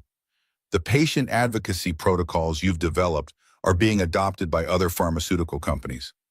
The industry is changing because of what happened here." Michael nodded, grateful that Rebecca's legacy extended beyond Horizon to influence broader medical research practices. The terrible events surrounding her death had ultimately created positive change for countless future patients, a bittersweet victory that honored her life's purpose. Later that evening in Michael and Noah's apartment, now in a better neighborhood closer to Westridge, the three of them prepared dinner together in easy domesticity. Noah regaled them with details about his science project while chopping vegetables with the careful concentration of a 9-year-old given important responsibility.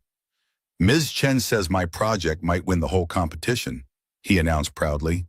"And if it does, I get to present it at the Natural History Museum next month." "That's incredible, buddy," Michael praised, exchanging a smile with Elise over Noah's head. As they sat down to eat, Noah suddenly grew serious, looking between the adults with thoughtful consideration. "Dad, I was thinking about something." "What's on your mind?" "Well, Ms. Elise comes over a lot now, and she helps with my homework, and she knows about dinosaurs, and she makes you laugh." Noah listed these qualifications with methodical precision. "So I was wondering if maybe she could just live here with us instead of having her own place. It would be more efficient." Michael nearly choked on his water, while Elise's expression shifted from surprise to barely suppressed amusement. "That's quite a logical proposal," Michael managed, recovering his composure. But that's a big decision that grown-ups need to think about carefully. I've been thinking about it carefully for weeks, Noah countered with impeccable 9-year-old logic. And I decided it would be good. Mom would think so too. The casual certainty of this last statement caught Michael off guard. What makes you say that, buddy? Noah shrugged as if the answer were obvious. Because Mom always said helping people was the most important thing. And we all help each other be less sad and more happy, so she would like that. The simple wisdom silenced both adults momentarily. Noah, satisfied that he had made his point, returned his attention to dinner, unaware of the emotional impact of his words. Later, after Noah was asleep, Michael and Elise sat on the small balcony overlooking the city lights, processing the evening's unexpected conversation. Out of the mouths of babes, Elise said softly. He has a remarkably clear perspective. He always has, Michael agreed. Even when Rebecca died, he somehow understood things I was struggling to accept. They sat in comfortable silence for a moment before Elise spoke again.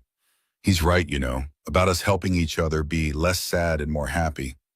This past year has brought healing I didn't expect to find. Michael reached for her hand, their fingers intertwining naturally. For me too, and for Noah. So what do you think? Elise asked, her tone light but her eyes serious. Is Noah's efficiency argument compelling? Michael laughed softly. Leave it to my son to approach emotional matters with practical logic. He grew more serious, turning to face her directly. I think we should consider it, not because it's efficient, but because it feels right. Because somehow, through the most unlikely circumstances, we've become a family. A rather unconventional origin story, Elise noted with a smile. The best ones often are. Shin. 5 years later, the Chicago Memorial Hospital Stroke Center buzzed with the controlled urgency of a well-functioning medical facility. On the wall near the entrance, a bronze plaque commemorated Dr. Rebecca Reynolds, whose research and advocacy had transformed stroke treatment protocols and pharmaceutical safety standards across the industry. In the family waiting area, Noah Reynolds, now 14 and lanky with adolescence, sat explaining stroke warning signs to a worried family whose grandmother had been admitted an hour earlier. His confident knowledge and compassionate delivery belied his age, the legacy of a mother he barely remembered and a father who had ensured her work continued. The doctors here are the best, Noah assured them, and the treatment protocols are really advanced. My mom helped develop some of them before I was born. Nearby, Michael watched with quiet pride as his son naturally embodied the compassion and knowledge that had defined Rebecca. The teenage years had brought typical challenges, but Noah's essential character remained unchanged, curious, kind, and determined to make a difference. Elise joined them, having completed her quarterly review of the Stroke Center that Horizon Foundation now partially funded. Their marriage 3 years earlier had merged their personal and professional lives in ways that strengthened both. Together, they had expanded Horizon's patient advocacy programs internationally, while establishing the Reynolds Foundation to support medical education for underprivileged students. Ready to go, gentlemen? She asked, resting a hand briefly on Michael's shoulder. Sarah's recital starts in an hour. Sarah Reynolds Bennett, their adopted 4-year-old daughter, had joined their family the previous year. A stroke survivor herself whose parents had died in the same accident that caused her brain injury. Her remarkable recovery had been facilitated by treatments developed through the Rebecca Reynolds Center, creating a connection that had drawn Michael and Elise to her immediately. Noah gathered his belongings, saying goodbye to the family he'd been comforting. I told him Grandma's in good hands here. The survival rates have improved 38% since the new protocols were implemented. He's definitely your son, Elise murmured to Michael with affectionate amusement. Statistics as reassurance is pure Reynolds. As they walked through the hospital corridors toward the exit, Michael felt the familiar blend of memory and presence that these halls always evoked. Echoes of Rebecca rushing between patients, her voice explaining stroke symptoms with passionate clarity, her dedication to saving lives even when systems worked against her. The pain of losing her had transformed over years into something different, not smaller but more integrated into who he had become, a defining experience that had ultimately led to unexpected joy. Outside, the spring sunshine illuminated the hospital's memorial garden, where patients engaged in rehabilitation exercises amid blooming flowers. A young therapist was demonstrating arm movements to an elderly stroke survivor, her patience and encouragement reminiscent of Rebecca's approach. "Dad, can we stop by the lab tomorrow after school?" Noah asked as they walked toward the parking lot. "Dr. Chen wants me to see the new 3D imaging system they're using for brain perfusion studies." "Of course," Michael agreed, recognizing that Noah's interest in neurology was evolving from childhood curiosity into potential vocation. Whether he ultimately pursued medicine, paleontology, or some unique combination of both, his foundation had been built on Rebecca's legacy and strengthened by the unexpected family they had formed in the aftermath of tragedy. In the car, Noah plugged in his phone to call Sarah's preschool, checking if she needed anything special for her recital. The easy affection between the siblings had developed naturally and immediately, as though Sarah had always been meant to join their family. "Life takes such unexpected turns," Elise observed quietly as Noah chatted with Sarah's teacher. "If someone had described our current reality to either of us 5 years ago, we wouldn't have believed it possible," Michael finished, reaching for her hand, from crisis to connection to family. The path from that night in Horizon Plaza's conference room to today had been neither straight nor easy. There had been grief to process, justice to pursue, healing to embrace, and new bonds to forge. The story contained both tragedy and triumph, loss and discovery, endings that became unexpected beginnings. As they drove towards Sarah's preschool, Michael reflected on the strange alchemy that had transformed Rebecca's death from senseless tragedy into the catalyst for countless saved lives, for reformed pharmaceutical practices, for the family now surrounding him. The janitor who had once moved invisibly through corporate hallways now helped shape policies that protected patients worldwide. The CEO who had faced deliberate medical harm now led the industry in ethical research standards. And Noah, who had lost his mother far too young, now helped others understand the very conditions she had dedicated her life to treating. Rebecca's voice seemed to echo in his mind, a memory from long ago. "You never know when knowledge might save someone's life." Her words had proven prophetic in ways she could never have imagined, creating ripples that continued to expand outward, touching countless lives through the family that carried her legacy forward. Some connections, Michael had learned, transcended conventional understanding, between past and present, between loss and discovery, between lives that briefly intersected and forever changed each other. In the car, filled with family conversation and afternoon sunlight, that understanding brought a peace that acknowledged both what had been lost and what had been found along the winding, unexpected journey that followed.